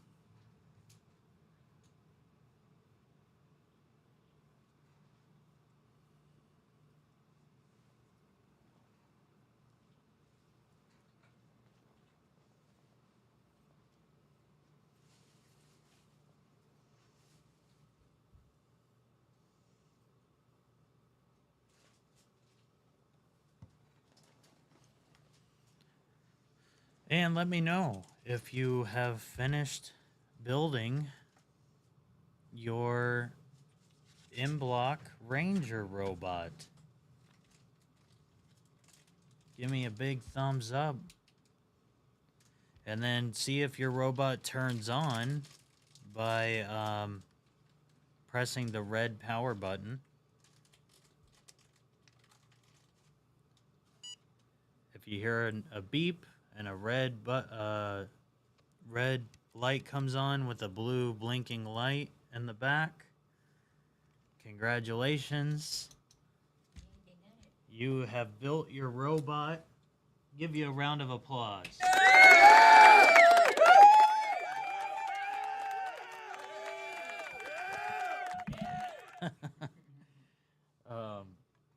Congratulations.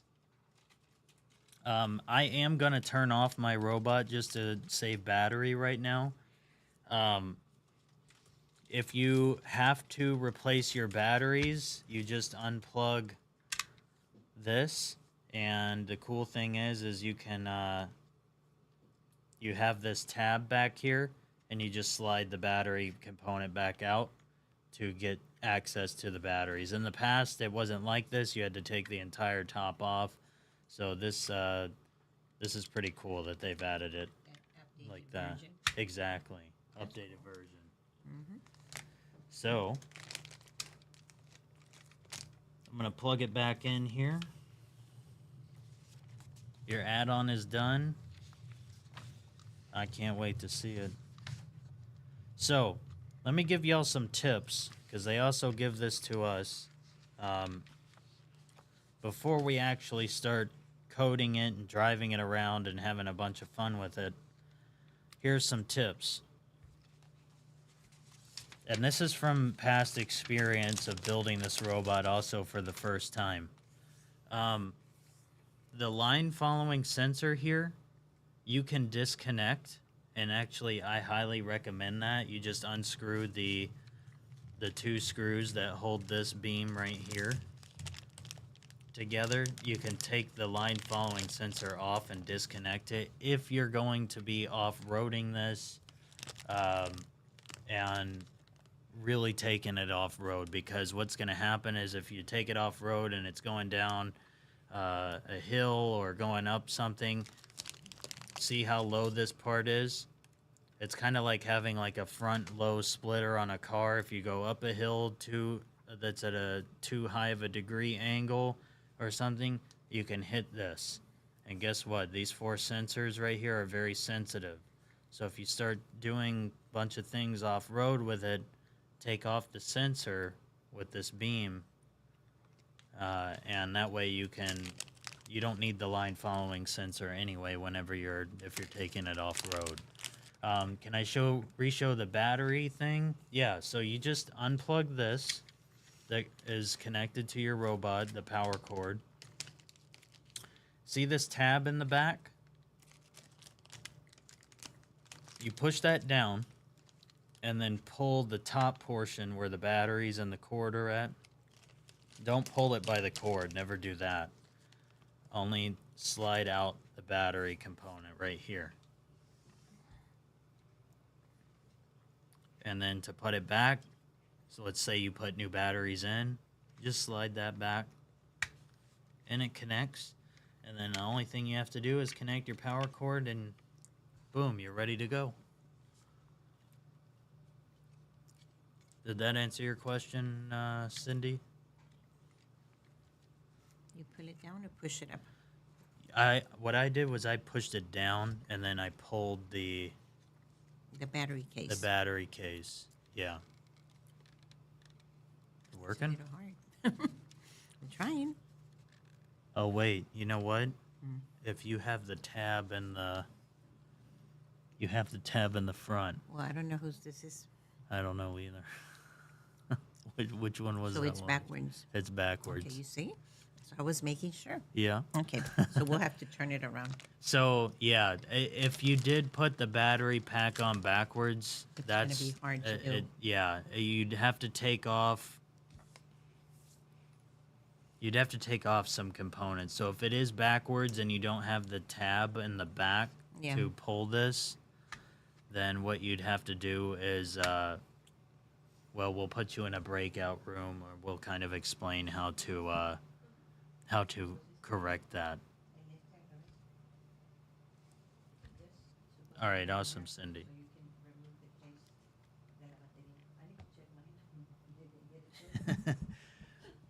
Was that mine or was that, I don't know which one. It happens. It happened to some of us. I gotta check mine too because I don't know if I did. That's why I was looking to see if I could remove it. Yeah, and you won't be able to remove it if that round tab isn't in the back for you to be able to push down and then pull. Yeah, because this one is in the front. Yeah. Okay. Well, one thing we learned. One thing. All right. So that's just a little bit of a tip if you're going to be off-roading this thing to take off the line following sensor. Now, like we mentioned, there are two other variants to this robot. One variant is called the Dashing Raptor, and he looks like this.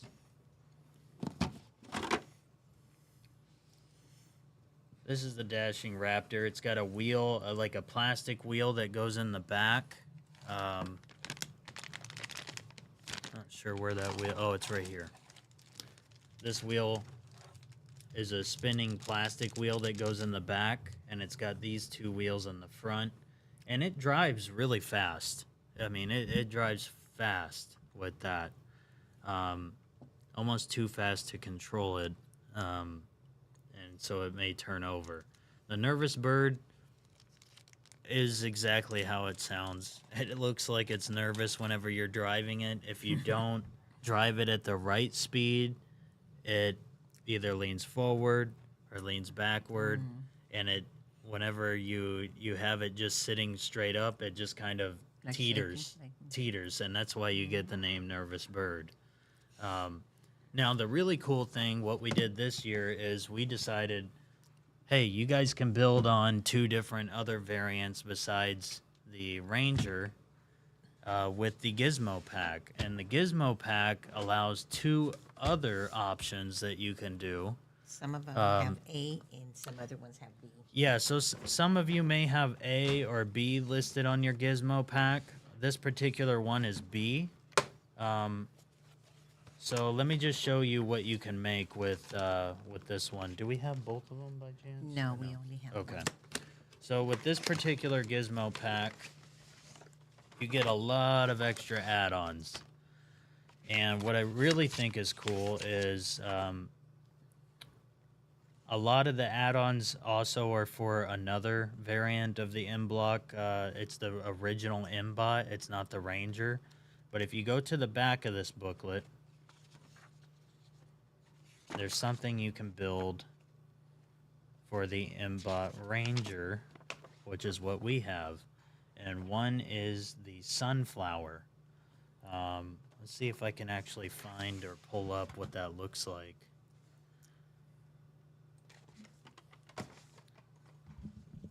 Put that there for now.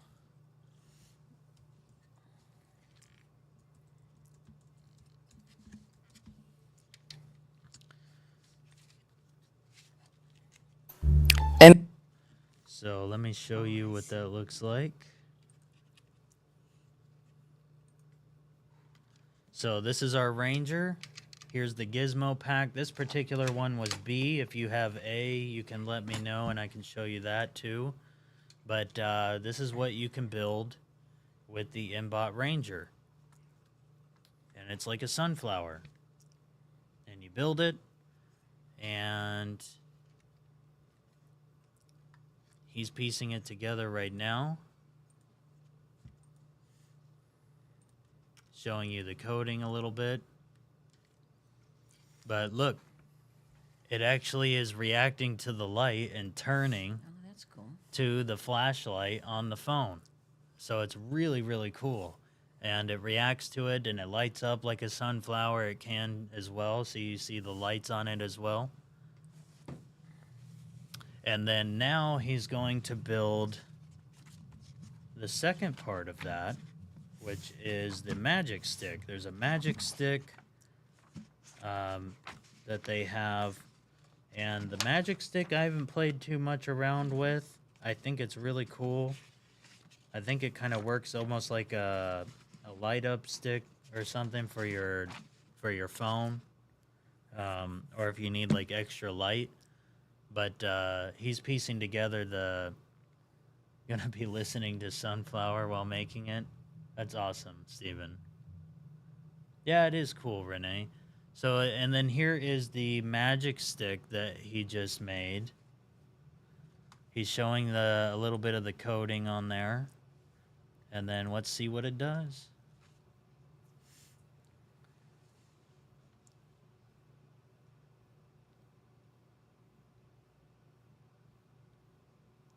And it does a bunch of cool effects, a bunch of different lighting that you can use. Kind of like it almost reminds me of like a mini version of like a ring light or something that you can use. But it's really, really cool. And so mess with the gizmo pack and build something out of it. We're going to go more into the coding tomorrow with the Ranger. You can add on to your robot. Like I said, you can do that with the gizmo pack. If you want to do something even that's not in here, that the whole point of this is it's kind of like Legos. They give you a blueprint, but you don't have to follow it. And you can add on to your Ranger any way you see fit. But we are going to code this thing tomorrow. So I kind of, if you do add on to this, I wouldn't add on to it in a way that's going to affect its functions and capability. Like if you're gonna build the magic stick or the sunflower, I would maybe wait until after tomorrow or after Thursday. That way you can show us on the showcase. But if you're not going to build either one of those and you just want to add on to it by adding some like cool cosmetic things with something that this came with, feel free to do so. I'm really curious to see what y'all are going to do with it. If it doesn't affect the functionality of it, I would go for it, because tomorrow we're actually going to start coding it. For the showcase, will there be prizes again? Let me talk to Dr. Flores about that and see what we have. Okay, Juan. Can you see the A version? Do we have an A version? Oh, I think we have it in the office. Okay. You want us to go get it real quick? Is Myra in the office? Or? No, she's right here. Can you run and get it for us real quick, Myra? Yeah. Brandon, do you have the A version?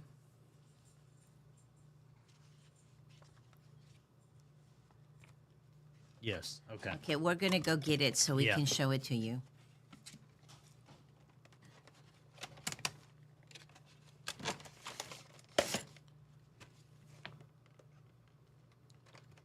So that's just one of the Gizmo add-on packs, which is pretty cool. Let's see here.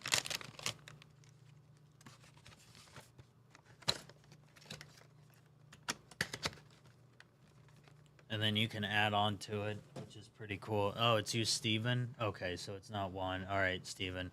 I will ask. I will ask. Wait, no. Well, Okay. It said Steven. I don't know. Some of you guys are named iPhone, so I just roll with what, somebody told me earlier it was Juan under the name iPhone, so. Did you read that? I'm going to be taking William's third pair of headphones. Okay, Steven. All right.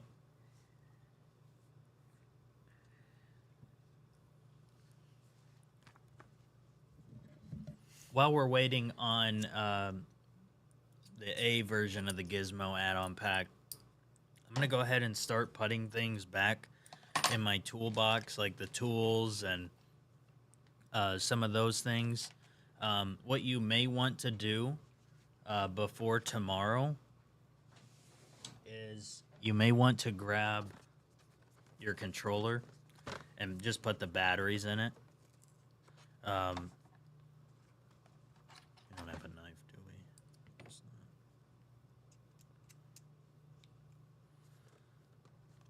Let's use this.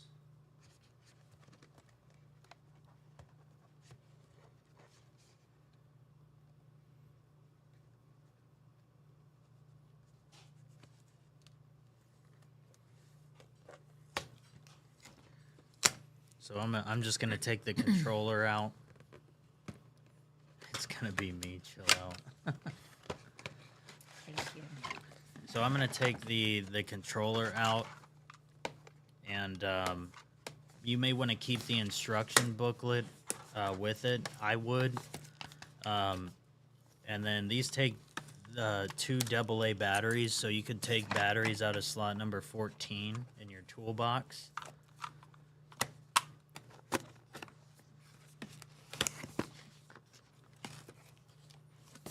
And then put the batteries in.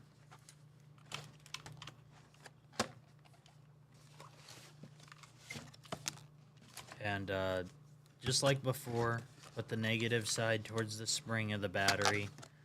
And then it's kind of hard to click in there. Just make sure you're putting the cover on the right side. And then there's an on-off switch. Let me show y'all what that looks like.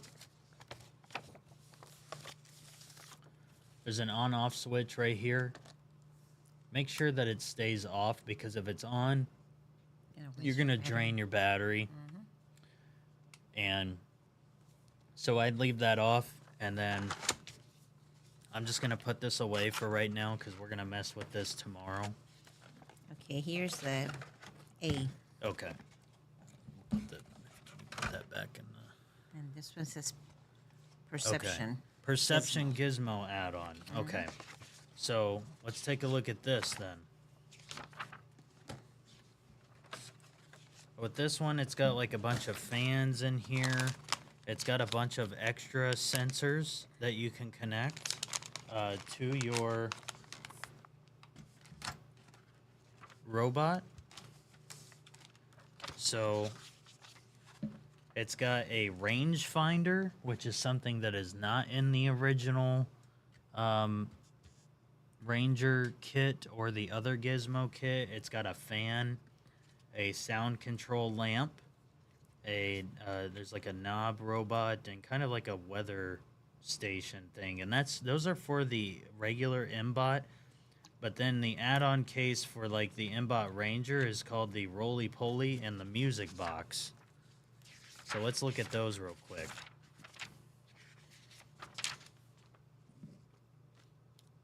Let's look at the Roly Poly.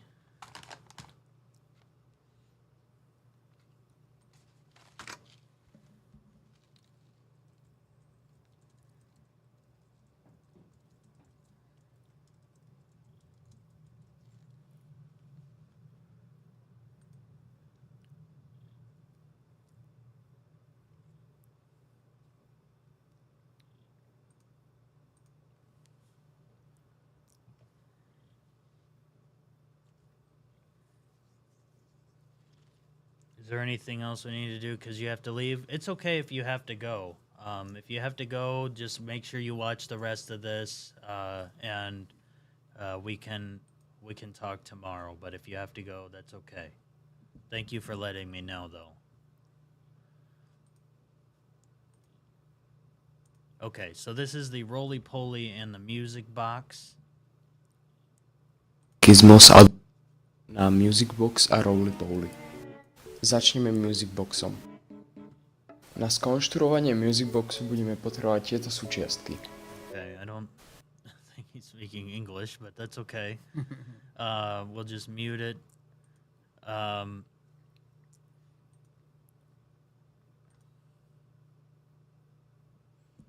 All right.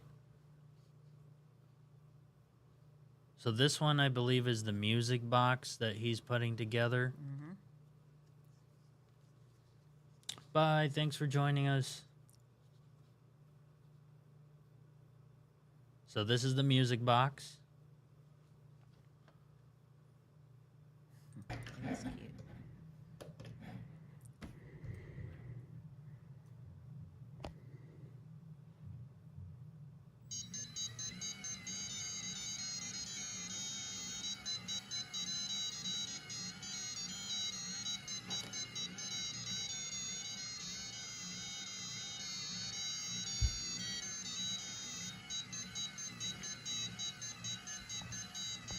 Teraz si vysvetlíme program na that základe is the music box, and he coded it to have a Star Wars Cantina song vibe, which is really cool.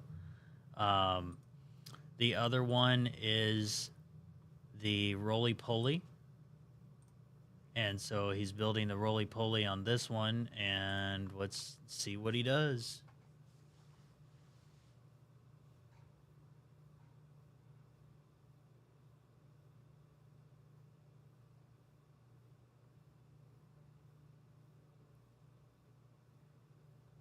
So he just kind of dances a little bit and lights up. It's really kind of cool what the roly-poly does. But and then if you see this, this is what we're going to be doing tomorrow. We're going to be doing a little bit. It may look complicated. It is for me, but it's a lot easier to get started with something like this than it is like not Raspberry Pi, but like Python or JavaScript, where you're just you're placing the blocks, and then you sort of develop some logic and reasoning as to what you're doing by placing one block ahead of another. And so you'll see like action blocks, when I start up the Ranger, this is what it does. It does an LED panel and it shows this image. So it really is cool what you can do with some of these gizmo packs. And some of you got the A pack, some of you got the B.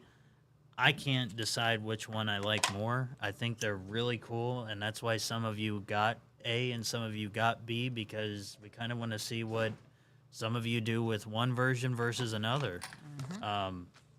They both are really cool in their own right. But okay, we built our robot today. Let me see what else we have on our agenda to talk about. Reflection. We do have a little bit of time, I think, to talk about what apps we have to install, or is that tomorrow? Oh, yes. No, it's today. Today, okay. Yes. Let's talk a little bit about what apps we need. There is a MakeBlock app and an MBlock app, okay? So let me show y'all what I'm talking about. And we can probably, do we have this in the Padlet? Myra, do you know? Oh, I guess you can look and see. But I don't We'll think. check and see if it's in the Padlet. If not, we will add it. No, I don't think she put No, it. we'll go ahead and add this.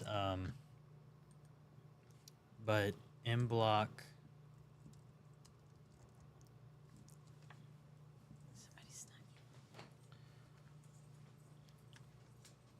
So on their website, which is mblock.cc,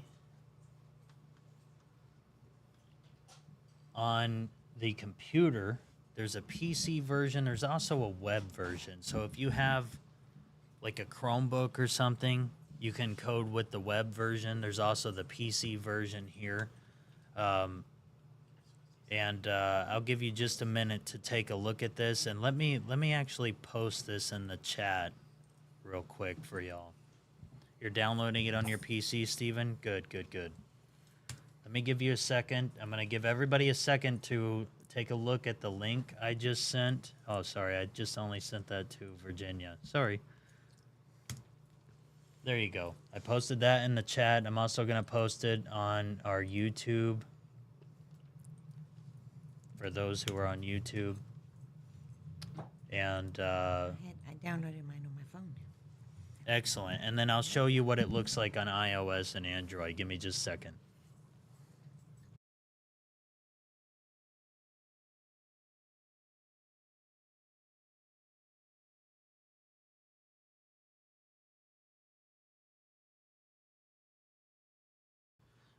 Now, if you are only on iPhone or Android right now, and you don't have access to a computer, there are mobile apps that you can go to. And then there's also a web version driver. So I don't know if MLink, we may want to download MLink. You may want to have that as well. So I'll go ahead and download the MLink. And MLink is required if you're plugging this into your Mac, your PC, Linux, or Chromebook. You need the driver so that the computer knows exactly what you're plugging into it. So you need the driver whenever you plug the robot in the first time.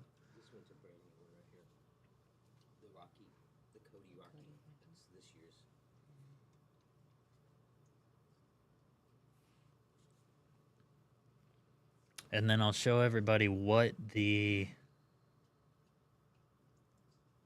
looks like on the App Store. So once I downloaded the driver, I'm just going to click install. And the driver is successfully pre-installed on the device. I can go ahead and X out and finish. And when it opens, this is what it looks like.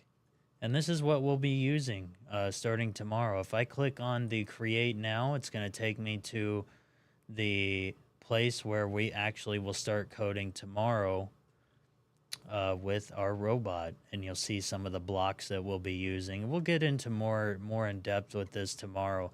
But let me show you what it looks like on an iOS device. The app that you're going to need, it's called the Make Block app. I'm sorry.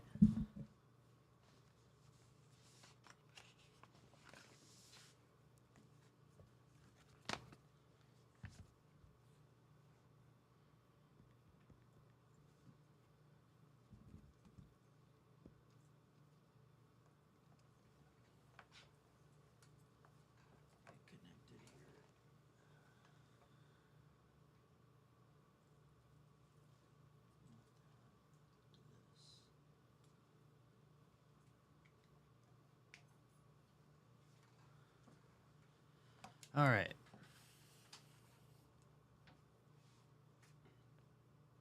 All right, I've got my iPad here.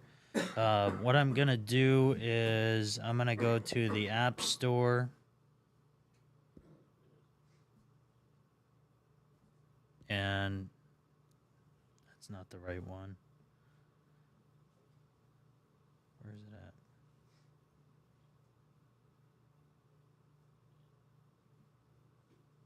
App Store.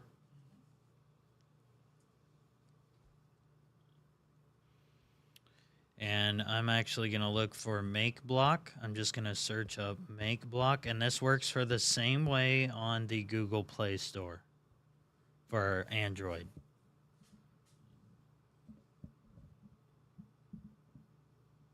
Now, on my phone, I have like every app installed on here. But what you can do is this one that says MBlock, Play Stem Robots, or Make Block.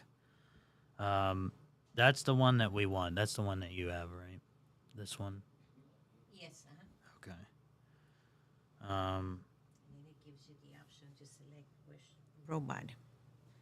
Yeah, so there's other ones in here. There's a M-Block Blocky. Let me just open up one of them and show y'all. It says I have the Land Raider. And this is, this is how you learn how to code the robot. We'll probably use this one as well, the Land Raider. M-Block Blocky. Again, that's this one off to the right here, M-Block Blocky. Was I supposed to download Android or iOS? Or does it have to be my phone? Okay, so you can use a mobile device to, in real time, code your robot and have it do things like wirelessly. It just uses Bluetooth. And or you can have it connected to your computer, which is what I was using right here. And we'll go through that tomorrow as well. Okay. Okay. Okay, Jadarius, I hope you did not test positive then. I'm sorry to hear that, COVID. Be careful. Okay, so we'll be using these two apps, M-Block Blocky and Make Block Play Stem Robots. This one right here. Okay. This one allows you to connect your robot immediately and start driving it around. The coding of it will take you directly to the other app, which is the M-Block Blocky. Okay. You also have some really cool things if you want to go back and you have to deconstruct your robot, or let's say you want to build one of the other variants and you don't want to use the instruction booklet. Well, guess what? I can just go over to build on this app, click on Dashing Raptor, it will load, and it will tell me exactly what I need to do, step by step, kind of like what we just did together with the previous variant. Okay? So very cool. Let's see. Do you have to look somewhere to download it today or just wait for tomorrow? Jadarius, you can wait till tomorrow. I would recommend that you at least find the applications and download them before tomorrow. But if you want to wait till tomorrow, we'll cover this again. So everything I need is on your PC. It's just M-Block. Yeah, and we'll make sure to go over this again tomorrow. Like I said, I think the most important thing to get today is you want the M-Block on your computer, the M-Block PC version, or whatever version you're going to be using. If you're going to be using like Chromebook or something, use the web version. If you want to download the program, you can download it right here, Windows, Mac,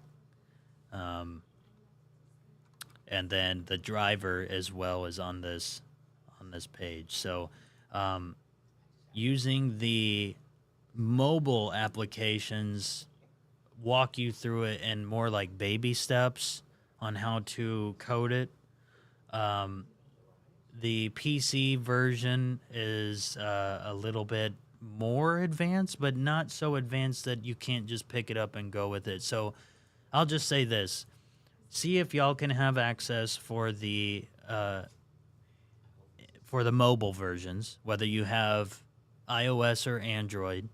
If you don't have access to that and you have a computer, we'll make it work that way, or vice versa. If you only have access to an iOS or Android device, but you don't have access to a computer, it still works. That's why I really like this robot, because unlike some of their other robots that only focus on one or the other, this one you can make work with one or the other or both. So we'll post some of this stuff in the Padlet. But Cindy, you're good to go. I believe Dr. Flores had some last remarks he wanted to make. But that's going to be it for today, y'all. I just wanted to go over what we needed for the coding portion before we get into that tomorrow, okay? All right, I'm going to let Dr. Flores step in and have some final remarks.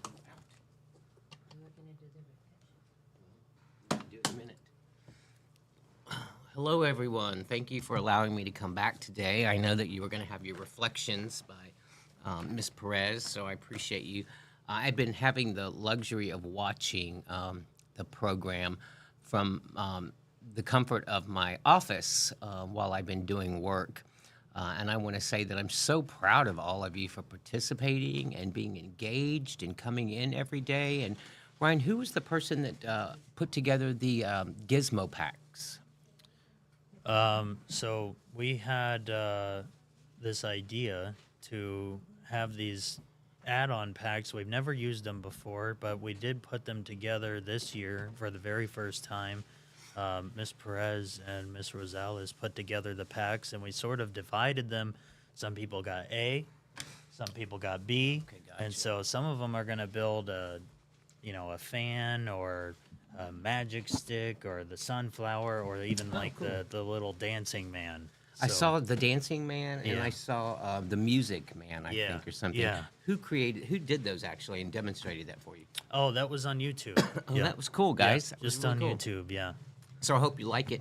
I wanted to give you a quick update, guys, before we get off the air and give you an early day to finish your own business. But I wanted to give you an update on the gift cards that we had talked about. I had to get approval through my program officer, who is in Washington, D.C., and works for the Office of Post-Secondary Education through the United States Department of Education. So anytime we do anything with this program, excuse me, I have to get approval from our government officials in Washington, D.C. And so, excuse me, I don't know what's going on, guys. Water. I know that last night I ended up sneezing a bunch, and I tried to figure out what the issue was. So if you have any respiratory issues, I'm going to say this right now, guys, stay inside if you can. Right now we have some Saharan dust coming our way, and some of it's already here from Africa. When I was watching the news this morning before coming to work, it looks like next week we're going to be heavily inundated with the Saharan dust. And is that a bad thing? No. Look up some documentaries and you can find out how beneficial actually the Saharan dust is to our continent. However, it does pose some problems for some of us who have some breathing issues or asthma or sinus issues or just old like me. So anyway, I wanted to let you know that I did get approval to give each of you a gift card.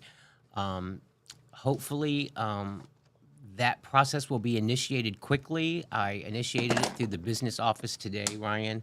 They're going to try to work through it as quickly as possible so that we can get these gift cards possibly by the end of the week. Guys, the intent was to give you the gift card so you could buy your own pizza or your own whatever you wanted for lunch when we had our showcase Friday. We're at the mercy right now, basically, of the institution, whether or not we get them on time or not.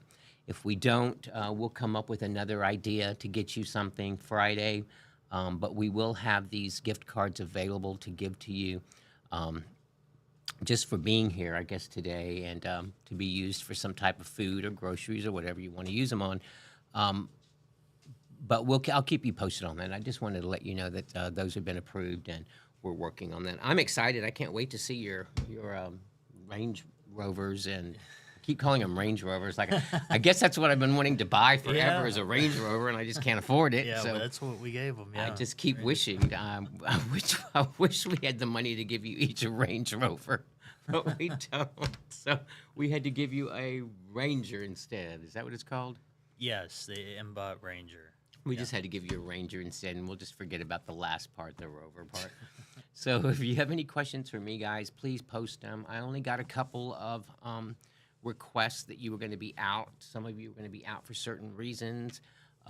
That's okay. I appreciate that, and I hope everybody's enjoying their time. We're going to ask you to take a survey later in the week to let us know what we can do better for you. And I just wanted to give you an update on the gift cards, and thank you for being here for the second day. I really, really appreciate that.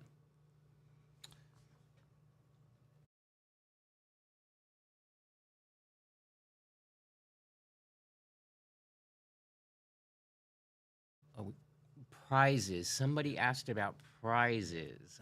Okay. Can you put in the chat box maybe what you're thinking about and prizes for what? Like prizes for looking good, prizes for attending, prizes for eating the most pizza, prizes for what? That's what I'd like to know.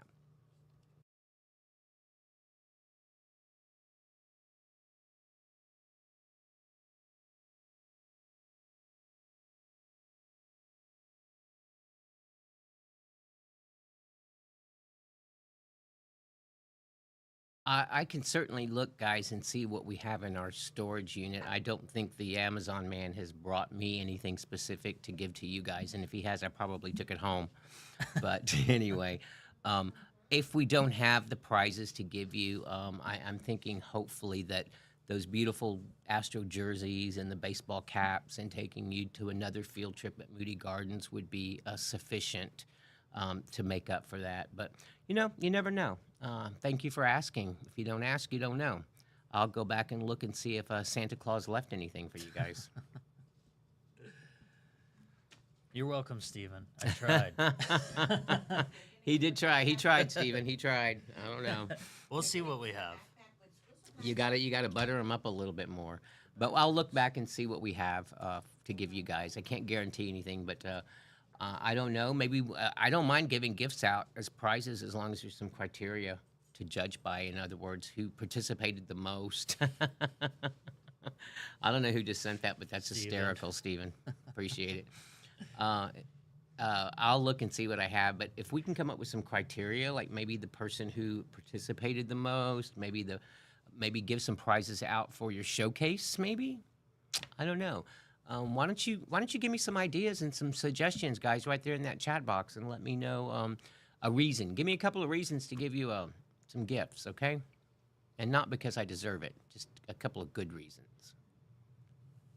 Okay? Marta mentioned some school supplies, maybe. We have school supplies, but that's not really a gift to me. That's like that's like a naughty Santa Claus bag of coal or something. Answering questions? Oh, for answering questions. Okay, that might help.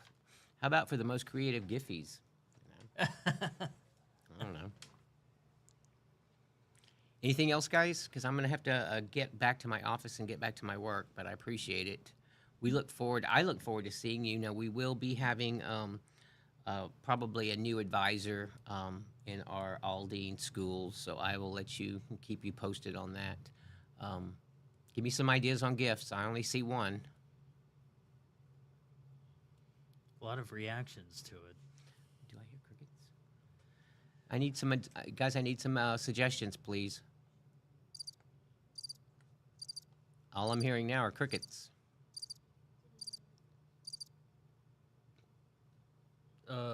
Helping others. Helping others. Coolest robots. Sorry, y'all just crack me up. Working hard. Y'all just really crack me up. I appreciate it. Time for me to go. Out of here. Bye, guys. All right, y'all. We have some last-minute reflections we're going to do for a lot of gifts. Okay. A lot of gifts. Yeah. So I'm going to have... Box of Kleenex right here. Here's a gift. Who wants perfect. the gift? Box of Kleenex. Great. Being creative. Trying.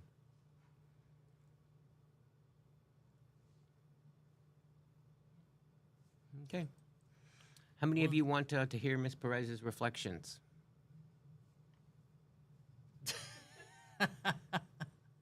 Thumbs up, thumbs down. We can let you leave early.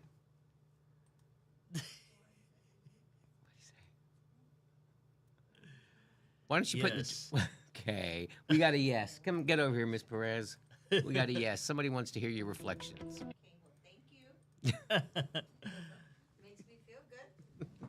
Now, Queen and Susan, yeah, that little face. Steven. What? Steven did that.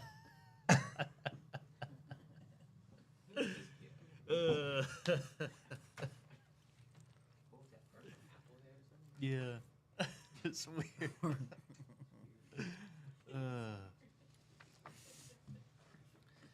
Okay. Let me go ahead and move this to our presentation mode. And here's our reflection for the day. What did you already know about AI, and did you learn anything new today about artificial intelligence? Post your answers in the chat, and I believe you do have Your notebook. Yeah, if you can show that in your Have your notebook so you can you've write got it your in here, three too. subject college ruled notebook. You can write that in as well.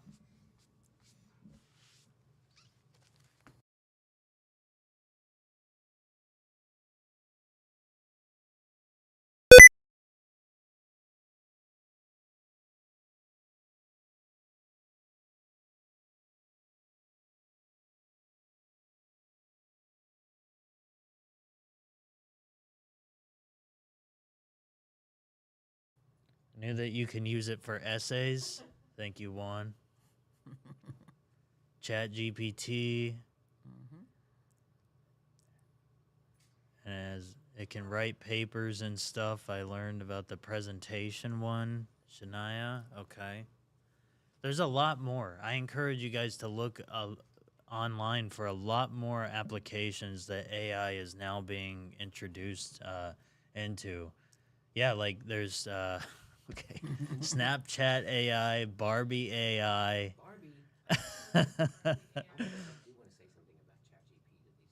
Okay, and we can learn that we can make a great use of it and make more Barbie AI videos. AI can be helpful, but it can be unhelpful as well. Okay, yeah. Okay, he's kicking me out. Bye, guys. See you out tomorrow. He just kicked me out.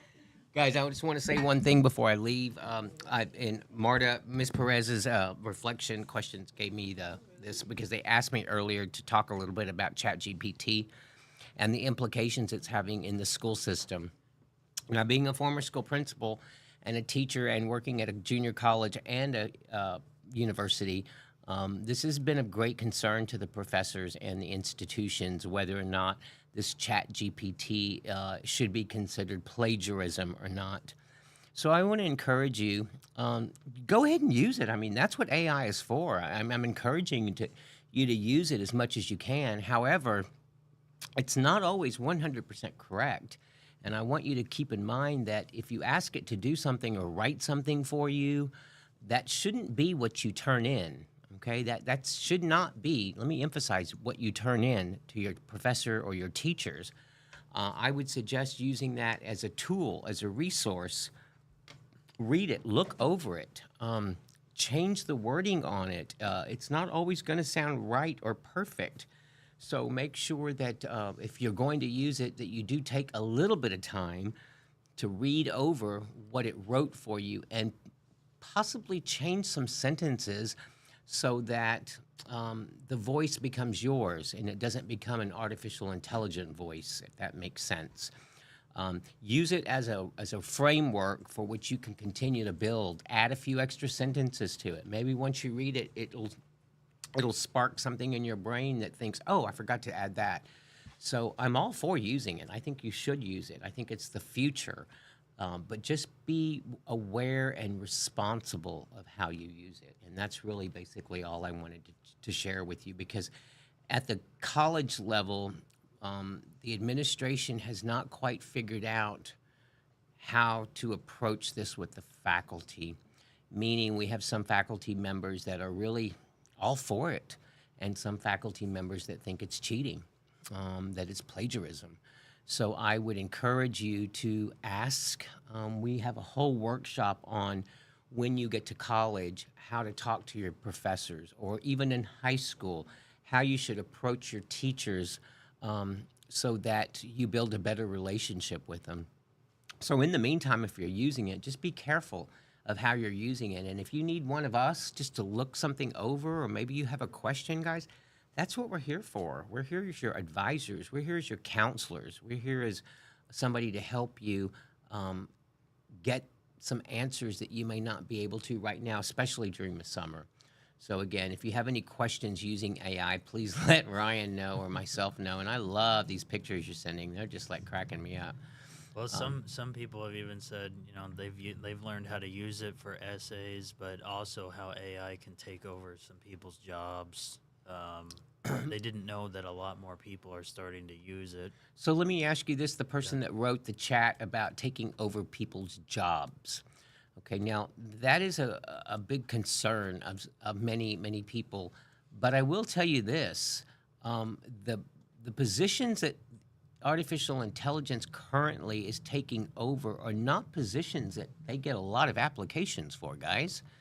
Okay, I mean, I don't know how many people want to sit in a hot warehouse and package items for $12 an hour. Yeah. So these are jobs that will help you in the long run unless you want those type of jobs. Now, so I would encourage you to do a little research before you take a stance either way, whether it's a good thing or a bad thing. I have a feeling, Ryan, it's probably somewhere in between. Yeah. Yes, it's going to take some jobs away, but or yes, it's going to be very efficient. And, I get upset if I have something from Amazon coming a day late. Yeah. I'm like, they promised me 24 hours. And what? It's going to be 2 days now?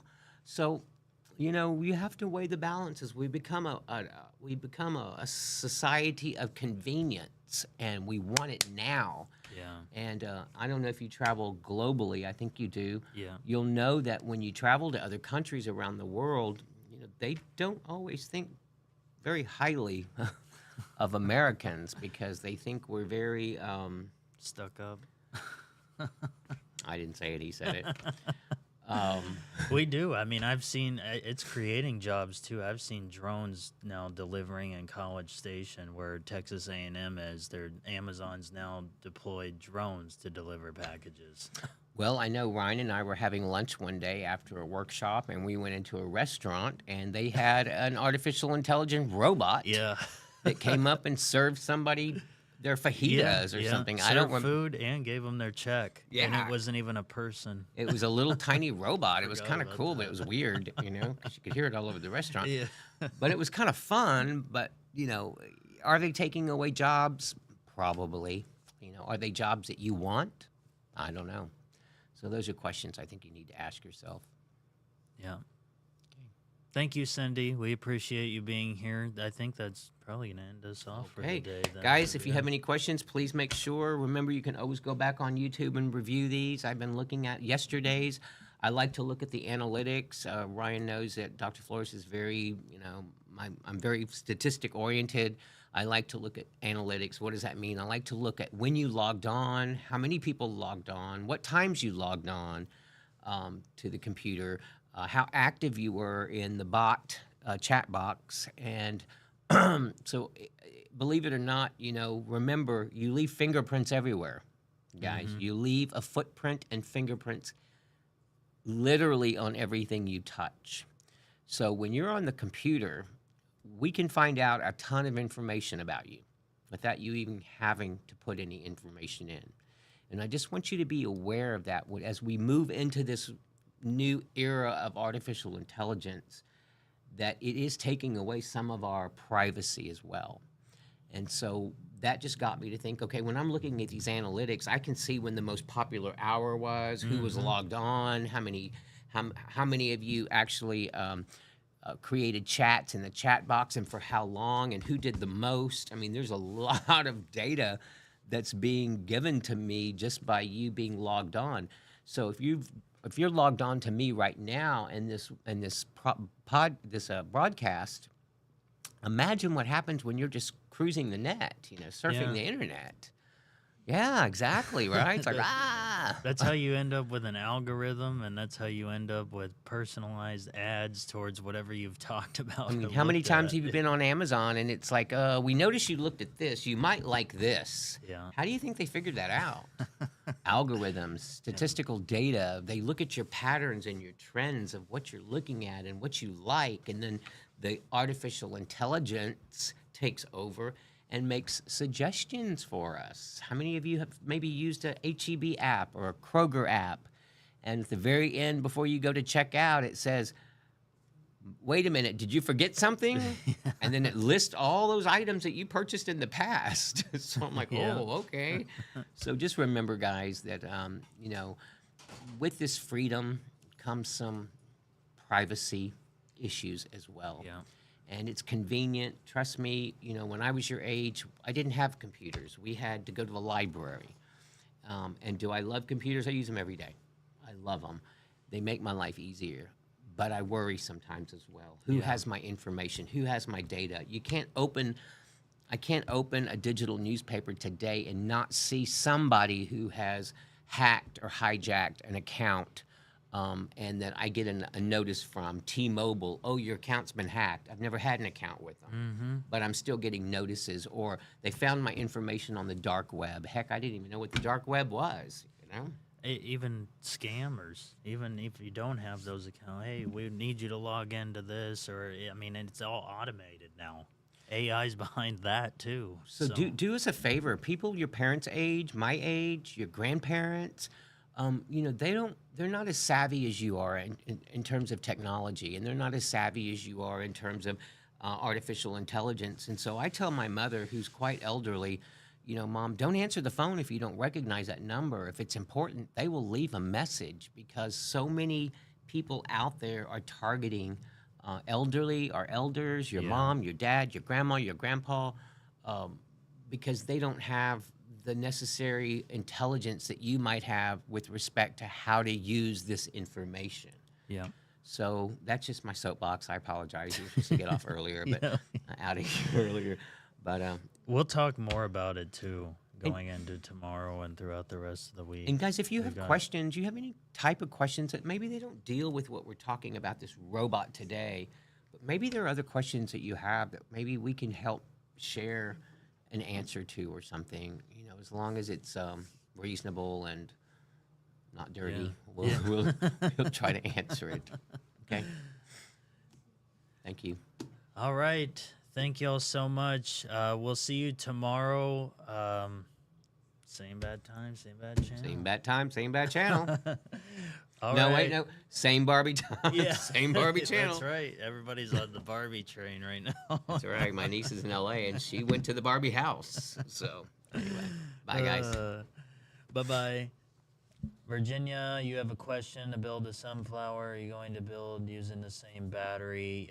Yes, that should be using the same batteries.